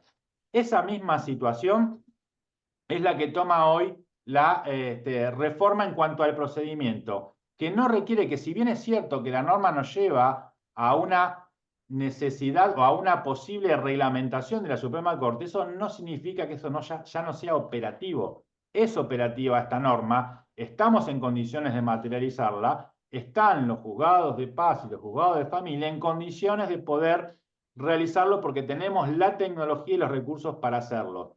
¿Qué he visto que sucedió en los últimos días? Que hay algunos juzgados que han autorizado la notificación por WhatsApp, pero se la imponen y se la siguen imponiendo a los abogados. Eso es una locura, porque la idea de que sea con intervención de funcionarios públicos es que puedan dar fe de la misma manera que da fe el oficial de justicia del acto de noticiamiento. Acá la da el actuario, no la puede dar el abogado a esa fe. Y además, si hay que auditar algún elemento tecnológico porque hay dudas o se plantea alguna nulidad, lo importante es que el sistema de telefonía sea el del juzgado, no el del abogado. Imagínense si se le plantea la nulidad y hay que hacer una pericia en el teléfono del abogado. ¿Qué? ¿Nos van a dar el teléfono del abogado y lo vamos a llevar a la asesoría pericial para saber cuánto tiempo para que podamos saber si nos mintió o nos mintió, si eso es veraz? Bueno, claramente esta cuestión estamos en condiciones. Ahí preguntan, ¿y por qué no notifica telefónicamente el oficial de justicia? Bueno, nosotros la primera resolución la hicimos con el actuario. Luego, cuando nos incorporaron, recuerden que el 2 de abril solamente podían asistir a los juzgados como personal autorizado los funcionarios y los jueces. El resto del personal estaba eximido de ir. Los oficiales de justicia no tenían obligación de ir. Así que yo la única herramienta que tenía para dar fe de un acto era al secretario. Luego, cuando fueron abriendo las actividades, incorporaron a los oficiales de justicia. Hoy por hoy, las notificaciones por WhatsApp en el Juzgado de Paz de General de Madrid y en el Juzgado de Paz de Oro las hace el oficial de justicia. Nada impide que la haga el oficial de justicia, que da la misma fe que el actuario a la hora de notificar. Y esto va seguramente a solucionar cierta resistencia que hay porque nos dicen que los actuarios, que son los secretarios, están tapadísimos de actividades y de cosas, y entonces esta tarea adicional, que sería la de notificar la demanda, les conllevaría un montón de problemas más. Bueno, claramente no hay inconveniente, me parece que mientras haya un funcionario público que pueda dar fe del acto que se está realizando, no habría ningún inconveniente. De hecho, nosotros hace tiempo que lo resolvimos con los oficiales de justicia. Bueno, cerrado el acto, hecho el acto y resuelta esta cuestión, se documenta todo y se sube al sistema Gusta. Ahí me dicen, hay juzgado que tiene, hay juzgado que no. Bueno, habrá que dotar y seguramente la reglamentación de la Corte vendrá con la dotación a aquellos juzgados que no tienen teléfono. Te puedo dar fe de que los juzgados de paz tienen todo teléfono de guardia, porque a todos se les asigna una guardia porque tenemos que garantizar el funcionamiento del juzgado y la recepción de urgencia los 365 días del año. Si tenés teléfono de guardia, podés usarlo para notificar por WhatsApp. Si se abarrotaron porque en algún departamento se turnan ese teléfono de guardia, bueno, habrá que ver cómo se administra transitoriamente hasta que la Corte te dé los recursos necesarios para que todos los organismos cuenten con ese teléfono.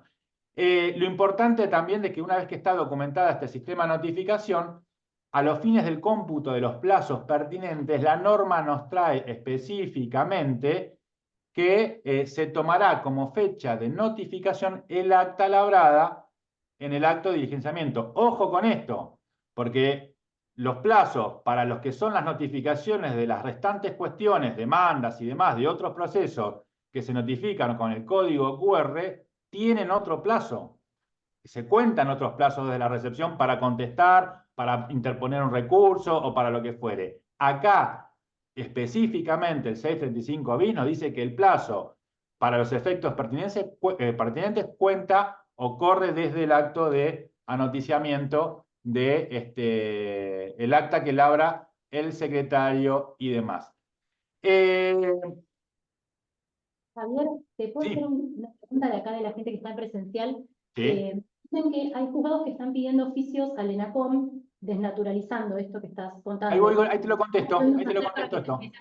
Sí, sí, ahí te lo contesto porque es un tema también donde se ha deformado, desfigurado la interpretación de la norma. La norma nos dice que en caso de utilizarse el sistema de telefonía celular, la parte actora denunciará el teléfono móvil. Obvio, si no nos dicen, cuál es el teléfono, o no me decís cuál es la dirección, yo no puedo notificar. Bien. Pudiendo, dice, pudiendo acreditar. No es que debe acreditar, no se le impone a la parte la carga de tener que acreditar la titularidad de la línea, de la misma manera que no se le impone la carga de tener que acreditar que es el titular de dominio de la casa a la cual quiero notificar. A ver, cuando yo denuncio un domicilio donde va a ser notificar la demanda, no me piden que acredite que el tipo vive ahí que alquila o que es el propietario. De la misma manera, no me podés pedir que acredite sine qua non que esa persona es titular de la línea y de lo contrario no me procede el sistema de notificación. Porque acto seguido, el artículo te dice que el resultado negativo de esa acreditación no obsta a la utilización de este medio de notificación. ¿Por qué? Porque hay 2 millones de motivos por los cuales vos podés tener un teléfono que no está a tu nombre. Porque puede ser el teléfono de la empresa, porque puede ser el teléfono de un pariente, porque puede ser un combo que compraste con algún otro amigo, vecino, lo que sea, y la línea no necesariamente está a tu nombre. Entonces no se puede exigir demencialmente ese plus cuando no te lo dice la norma.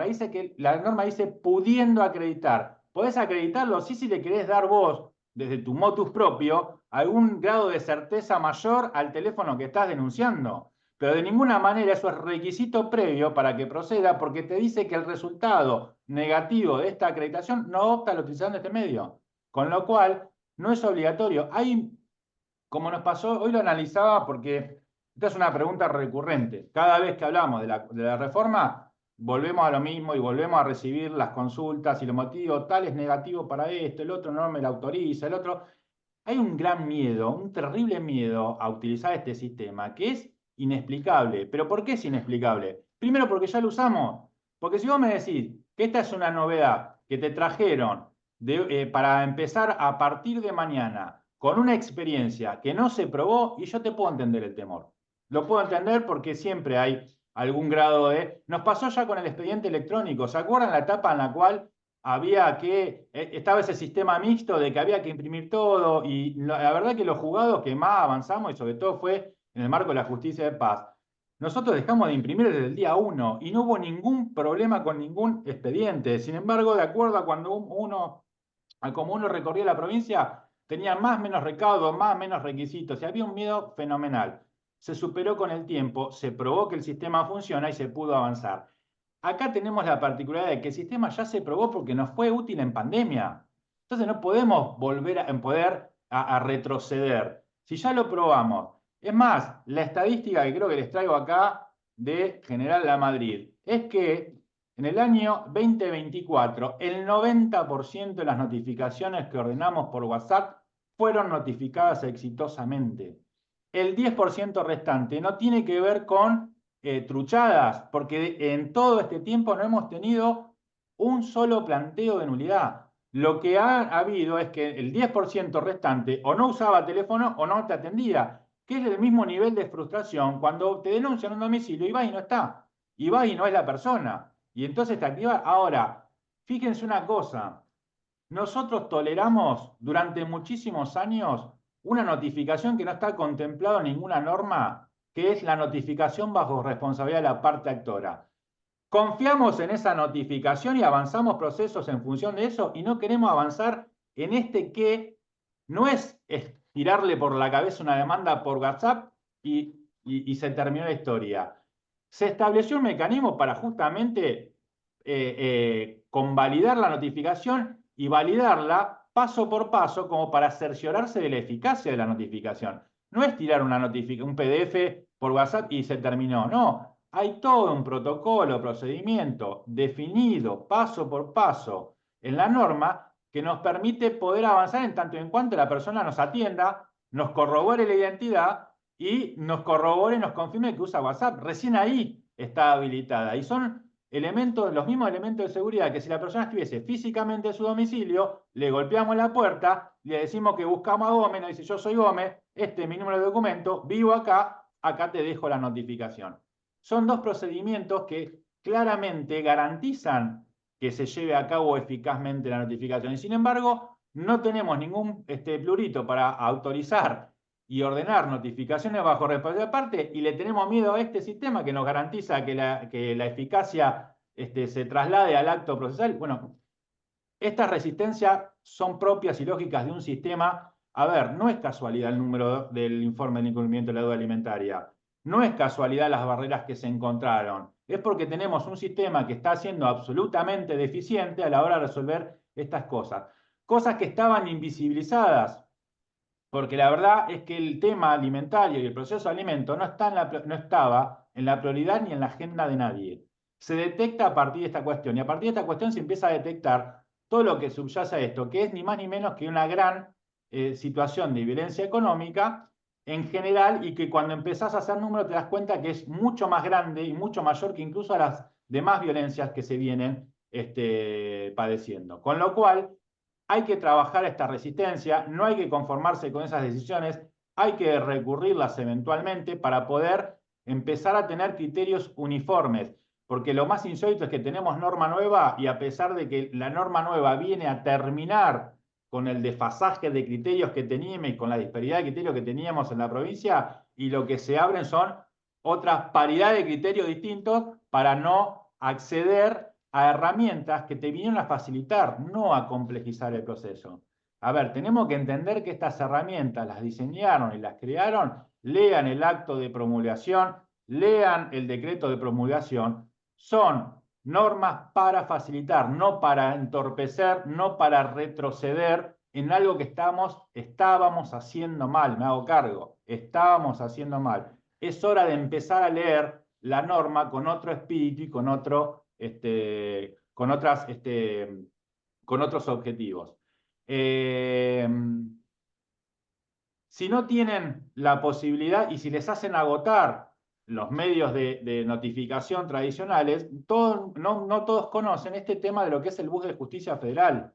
Esto de que hay cada vez más provincias incorporadas al sistema de notificaciones electrónicas. Digo esto por los costos, y ténganlo en cuenta en relación a esta situación. Las provincias que están adheridas al bus federal en estos momentos son la Corte Suprema de Justicia de la Nación, Provincia de Buenos Aires, Río Negro, Chubut, La Pampa, San Luis, San Juan, Mendoza, Entre Ríos, Córdoba, Neuquén, Salta, Corrientes, Chaco y Formosa. Y se van a ir incorporando más. ¿Qué están haciendo? Están trabajando sobre un nuevo acuerdo, que es el viejo acuerdo ley 22.172, que establecía el sistema de comunicaciones interpoderes para poder materializar notificaciones en otras jurisdicciones. Esto le sirve no solo para alimentos, le sirve para todos los demás procesos. Sepan que están trabajando. El problema que tenemos es que cada provincia y cada poder judicial tiene su propio sistema informático, que no necesariamente es compatible entre sí. Entonces lo que están empezando es a armonizar todos estos sistemas para poder generar una vinculación que te permita notificar en tiempo real una cédula que yo quiera diligenciar en San Juan, la pueda hacer un clic en Deró y viaje rápidamente sin costos ni intermediarios en la provincia de San Juan. Esto lo encuentran en un sitio web donde se explica qué es el Bus Federal de Justicia, qué requisitos deben cumplir y demás, y a su vez tienen el ingreso al link donde provincia por provincia les explica cuáles son los domicilios electrónicos, sobre todo las que están adheridas, para poder realizar esas notificaciones y esas comunicaciones, sea de oficios o sean cédulas. Por ejemplo, si abro la de la provincia de Chubut, ahí van a encontrar los requisitos para el oficio ley, los requisitos para las cédulas y a dónde dirigirlas cuando tienen que viajar electrónicamente. Herramienta muy importante si les insisten con agotar los medios tradicionales de comunicación. Esto ya lo habíamos visto, que es el resumen de 636 bis. 637, la reforma que nos incorpora la multa importante para el caso de no asistir a la audiencia, con lo cual aquel que pensaba dilatar un proceso de alimento no yendo a la audiencia prevista en el 636 bis, sepa que tiene una consecuencia muy gravosa, que es ni más ni menos que una fuerte multa, pero a su vez esa multa es en favor de la parte que reclama, ¿tá? Es decir, esa multa se le impone en favor de la parte que reclama, y una tasa de interés elevadísima para la multa. Bien, porque aplica para la multa la misma tasa de interés que para los alimentos adeudados. Se recurre a la tasa de interés prevista en el artículo 552 del Código Civil. Otro tema el de los intereses en materia de alimentos adeudados. ¿Por qué? Porque muchos organismos te dicen, aplica la tasa de interés, la tasa activa para operaciones de descuento. No, guarda que el Código Civil y Comercial de la Nación, en el artículo 552, se refirió a la tasa de interés más alta que informe o que reglamente el Banco Central. El problema que tenemos es que el Banco Central no reglamentó las tasas, las dejó liberadas. Bien, entonces la Corte Suprema de la provincia de Buenos Aires se encontró con esta situación, esta disyuntiva. ¿Y qué hizo? Aplicó para analogía que no teniendo tasa de interés el Banco Central, me voy a fijar a la tasa de interés más alta que yo tenga en el Banco de la provincia de Buenos Aires. ¿Cuál es la tasa activa más alta que tengo hoy en el Banco de la provincia de Buenos Aires? No es la tasa de interés para operaciones de descuento, sino que es la tasa de interés para operaciones en descubierto en cuenta corriente. Comparen las tasas y se van a dar cuenta de lo que les estoy hablando. La tasa de interés más alta es esta. La pueden calcular y la encuentran en línea para poder utilizarla en el sitio web de la Corte Suprema de Justicia de la Provincia de Buenos Aires. Esa es la tasa que tienen que aplicar cuando se deben alimentos. Bien, van a ver, si la comparan con las operaciones de descuento atendida, van a ver que es mucho mayor y se van a sorprender con los resultados que le arroja. A la hora de dictar sentencia, bueno, el C41 se mantiene, salvo lo que tiene que ver con la retroactividad. Incorpora la reforma esto de la retroactividad que ya estaba en el Código Civil y Comercial, pero que nunca nuestro legislador ayornó, digamos, de alguna manera. Que es que se deben alimentos desde la interposición de la demanda o si hubo interpelación previa y la demanda se inicia antes de pasados los 6 meses, corre como fecha de alimentos, de que se deben los alimentos, esa interpelación fehaciente. Y en cuanto al monto, en cuanto a la sentencia, nos dice que para la estimación del valor real de la cuota alimentaria tenemos que tener como referencia el costo de la canasta de crianza o medición, les decía hoy, que adopte la provincia de Buenos Aires. Seguramente antes de fin de año vamos a tener la medición propia. En cuanto a los alimentos devengados, ¿qué nos trae la reforma? Antes había un límite para los jueces a la hora de fijar la cuota suplementaria. Es decir, los alimentos devengados eran aquellos alimentos que se adeudaban desde el inicio de la demanda hasta la sentencia definitiva. Según se pagaran o no se pagaran alimentos provisorios, esto generaba una deuda. Incluso había diferencia entre el alimento provisorio y la sentencia. Si hay diferencia, esto genera una deuda. La pregunta del millón es, bueno, ¿cómo hacíamos para pagar o cómo se determinaba esa cuota? Se arribaba a lo que se denomina la cuota suplementaria. Antes había una limitante. A los jueces se los limitaba a decir que el juez fijará una cuota suplementaria, pero que para poder fijarla tenía que atender las disposiciones sobre inembargabilidad de sueldos, jubilaciones y pensiones. Esto generaba que generalmente se fijaran cuotas ínfimas de cuota suplementaria para atender un choclo de deuda importante que se había generado durante la sustanciación del proceso. Bueno, ahora esto desaparece y en realidad el juez debe fijar el importe de los alimentos devengados teniendo en cuenta otras cuestiones. Primero, la necesidad de la persona alimentada. Segundo, la cuantía de la deuda. ¿Cuánto es? No es lo mismo deber 10 que deber 10 millones. La capacidad económica del alimentante, con lo cual, si yo tengo capacidad económica suficiente, puedo hacerlo en un solo pago. No tengo que dividirlo en 2 millones de cuotas.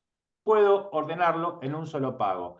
Debo atender para fijar eventualmente este pago lo establecido en el segundo párrafo del artículo 52, que es la canasta de crianza, y solo voy a poder fijarla en cuotas si la parte condenada lo solicita.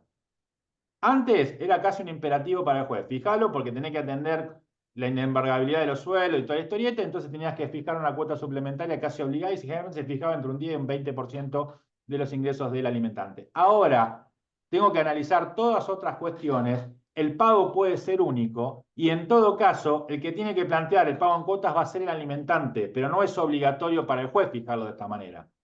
¿Está? Esto es lo importante de la reforma en cuanto a lo que son los alimentos devengados. Y en cuanto al cumplimiento de la sentencia, el Código Procesal establece un proceso especial y también establece un proceso especial de cumplimiento de la sentencia, aunque en la práctica muchos organismos te obligan a iniciar un proceso de ejecución de sentencia por separado. Algo que genera mayor burocracia, mayores dilaciones y mayor trabajo de gusto. ¿Por qué? Porque el 645 establece un procedimiento especial para ejecutar la sentencia de alimentos que es muy básico, muy sencillo, y lo que incorpora la reforma a esta cuestión es la posibilidad de ordenar, por el solo hecho del más mínimo incumplimiento de la sentencia definitiva, la posibilidad de ingresar al deudor al registro de deudores alimentarios, conforme la reforma que ya tiene ahora la ley 13.074 vía la ley 15.520, y también se puede informar para sustituir un embargo de los organismos otorgantes de prestaciones de carácter asistencial. Es decir, puedo, por vía de esta norma, embargar esas prestaciones, aunque aparecían antes, prima facie, como inembargables. Los casos de divorcio, bueno, en las demandas de alimentos que se sustancien con motivo del divorcio van a ser sustanciados por las reglas del 635 siguiente y concordantes del Código Procesal. ¿Qué nos trae para ir casi ya terminando? Porque estamos cerca de la hora, para la determinación de lo que tiene que ser con la modificación de la cuota. La cuota, lo que hace el 647 es modificar y ayornar el tema de que hay incidentes de aumento, de disminución, de cesación, pero también de coparticipación entre familiares. Pero en lo que hace a lo sustancial de esta modificación es que el incidente de aumento de la cuota alimentaria, la nueva cantidad, rige desde la interposición del pedido o desde la solicitud de la etapa previa, lo que ocurra primero. Y en el caso del incidente de aumento, las costas serán pagadas por la parte demandada. Modifica la cuestión de las costas.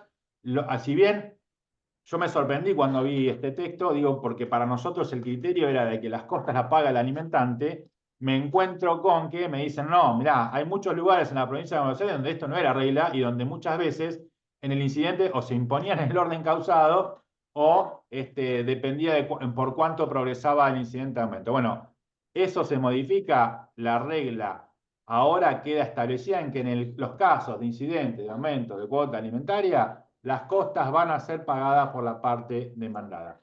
Y en los casos de disminución, cesación o coparticipación de la cuota, esa cuota rige desde que se dicta la sentencia que así la dispone, y que va a tener efecto retroactivo respecto a los alimentos devengados, pero no percibidos, excepto que la falta de percepción se haya debido a maniobras abusivas o dilatorias por parte del alimentante. Son las nuevas reglas que tenemos en relación a esta cuestión. Con lo cual, se van a encontrar o empezar a encontrar con cuotas alimentarias que van a ser atacadas por vía de decirles, bueno, esta persona no tiene recursos para pagar, no llega, no puede pagar la cuota de la canasta de crianza, no va a poder pagar la canasta básica total y demás. ¿Alcanza procesalmente en cuanto a la participación del alimentante con decir no tengo plata? No. Es tarea inherente al ejercicio de la responsabilidad parental obtener los recursos necesarios para que eso sea satisfecho. Y si esa persona tiene edad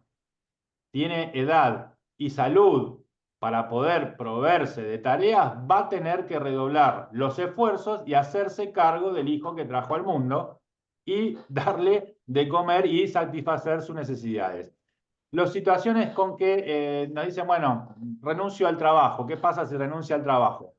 Si el alimentante renuncia al trabajo, hay una presunción jurisprudencial que viene dándose de interpretación de que el que renuncia es porque pasa a estar en una situación mejor, no peor. Si vos como consecuencia de recibir un reclamo alimentario, tu actitud es la de renunciar, no renunciás para estar peor, renunciás para mejorar tu situación laboral. ¿Cuál? No sé, la podremos probar o no la podremos probar, pero lejos de que la falta de trabajo como consecuencia de la renuncia sea un eximente para pagar lo que se te reclama, por el contrario, es un refuerzo de que vas a estar mejor. Con lo cual, aquel que acude a la maniobra de la renuncia al trabajo porque cree que con eso va a bajar la pretensión alimentaria o se va a desentender, está muy lejos de ser así y por el contrario se mete en un lío incluso mucho mayor. No sé, Anabela, si querés, bueno, y desde hace tiempo se viene dando que frente a la invocación de carencias de recursos y la insuficiencia de recursos o estas posturas asumidas, se viene dando una línea jurisprudencial muy clara tendiente a lo que yo les acabo de expresar. Si hay edad y hay salud, vas a tener que redoblar los esfuerzos. Le dejo, por citar solamente un caso, esto de jurisprudencia de la Cámara de Apelaciones de Trenquelauquen, en consonancia con varias cámaras más, que tienen que ver en esta cuestión. En este caso se discutió la aplicación de la canasta de crianza. La persona, el alimentante, invocaba la imposibilidad económica de poder acceder a pagar la canasta de crianza, y es acá que la Cámara le dice, bueno, si vos estás en condición, es a cargo tuyo y de tu tarea obtener los recursos necesarios, máxime cuando no desacreditaste o no pudiste, esto que yo les decía al principio, manifestar o acreditar que las necesidades son menores a los que la canasta mide. Bien, para atacar esos valores, vos vas a tener que refutar que esa medición es inadecuada o que tu hijo tiene necesidades inferiores a lo que estas canastas te determinan. Por eso hablamos de que esas canastas son los pisos mínimos. Anabela, no sé si querés dejar abierto a preguntas, porque llegamos al tope de hora. Tenemos para hablar incluso de la parte más rica que tenemos también en cuanto a lo que es Abierto porque hay discusión. preguntas, hay comentarios en el chat que coinciden con lo que yo siento cuando te escucho, que es que sos un oasis en el medio del desierto, porque la verdad que necesitamos más jueces que piensen así, así que bueno, yo dejo abierto esto, fíjate, te he escuchado un montón de veces y sin embargo sigo anotando cosas, así que acá tenemos un horario que cumplir, desgraciadamente, así que dejo abierta la invitación para otro encuentro con temas tal vez más específicos, para poder profundizar en muchas cosas que tenemos muchas preguntas y bueno, fíjate el chat, ¿no? La gente ahí muy contenta y agradecida de todas estas herramientas que nos da, que son muy valiosas a la hora de salir de esta cosa del derecho abstracto y traerlo a la realidad y a lo concreto. Hay manos levantadas, pero bueno, acá creo que me echan, ¿no? A las 5 o No. puedo abrir una... No sé si, no sé si hay un problema, pero no. Yo no tengo problema, pero creo que se van los Menos que haya trabajadores de algo acá del pero- colegio. Pero bueno, yo dejo abierta la invitación, dejo preguntas si quieren mandarnos por mail y podemos armar algo para una próxima charla y preguntar a ver qué temas les interesan más profundizar, si te parece. Bueno, yo te invito a eso, a que reúnas, hagas un popurrí de las preguntas, porque yo estoy seguro que la parte en la cual nos tocaba continuar, que es la parte de La más ejecución, jugosa. ideas innovadoras en relación a esta cuestión, la van a tener. Ahí les dejo en Instagram, no sé si se ve, para que puedan acceder a todo lo que son las novedades en materia de resoluciones y fallos de cuota alimentaria, el cual tengo disponible. Aquel que quiera hacer una pregunta también la puede hacer por esa vía, usa el sistema de mensajería y en algún momento le vamos a poder contestar. Pero bueno, les dejo el desafío de tomar las preguntas, así generamos un segundo encuentro y en ese encuentro nos comprometemos a evacuarlas, porque sé que, a ver, la reforma tiene 15 artículos, no es una reforma extensa en cuanto a texto, pero en esos 15 artículos revoluciona todo el paradigma de cómo se venían resolviendo los temas de alimentos y dejan al desnudo un montón de falencias en materia de cómo se vienen resolviendo las cuotas alimentarias en nuestra provincia. Y a pesar de que, insisto, no es muy extensa en cantidad de texto, realmente nos exhorta a repensar todo el proceso de alimentos y a encararlo de otra manera para que realmente se terminen y ojalá en algún punto podamos, en poco tiempo, decir, bueno, esa encuesta que se reflejó en el año 2022 cambió drásticamente. Hay una enorme responsabilidad del Poder Judicial en el resultado de esa encuesta.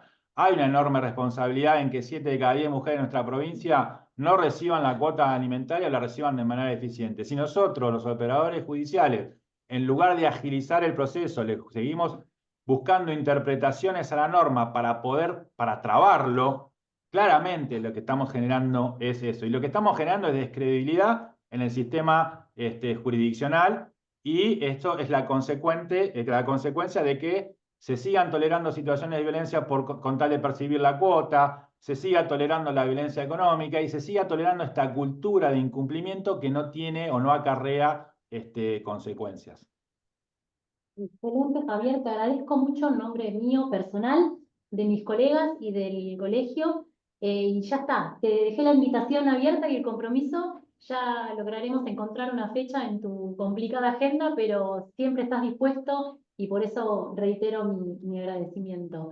Les agradezco a todos los que participaron desde acá y desde la plataforma Zoom. Y bueno, y les invito a que completen esta encuesta que estamos haciendo como una especie de relevamiento para tener en cuenta un poco los criterios en la provincia de Buenos Aires, que como vemos son muy disímiles, y la realidad es que los niños comen todos igual. Entonces, empecemos a unificar criterios y a tejer esta red importante para esta modificación que hace un derecho más humano y más real, ¿no? Y estás en ese camino y por eso te agradezco nuevamente tu participación. Gracias a ustedes por la invitación. Estaremos comunicando cuándo es la próxima charla. Bien. Muchas gracias, Javier. Gracias y los saludos. Buen fin de semana para todos.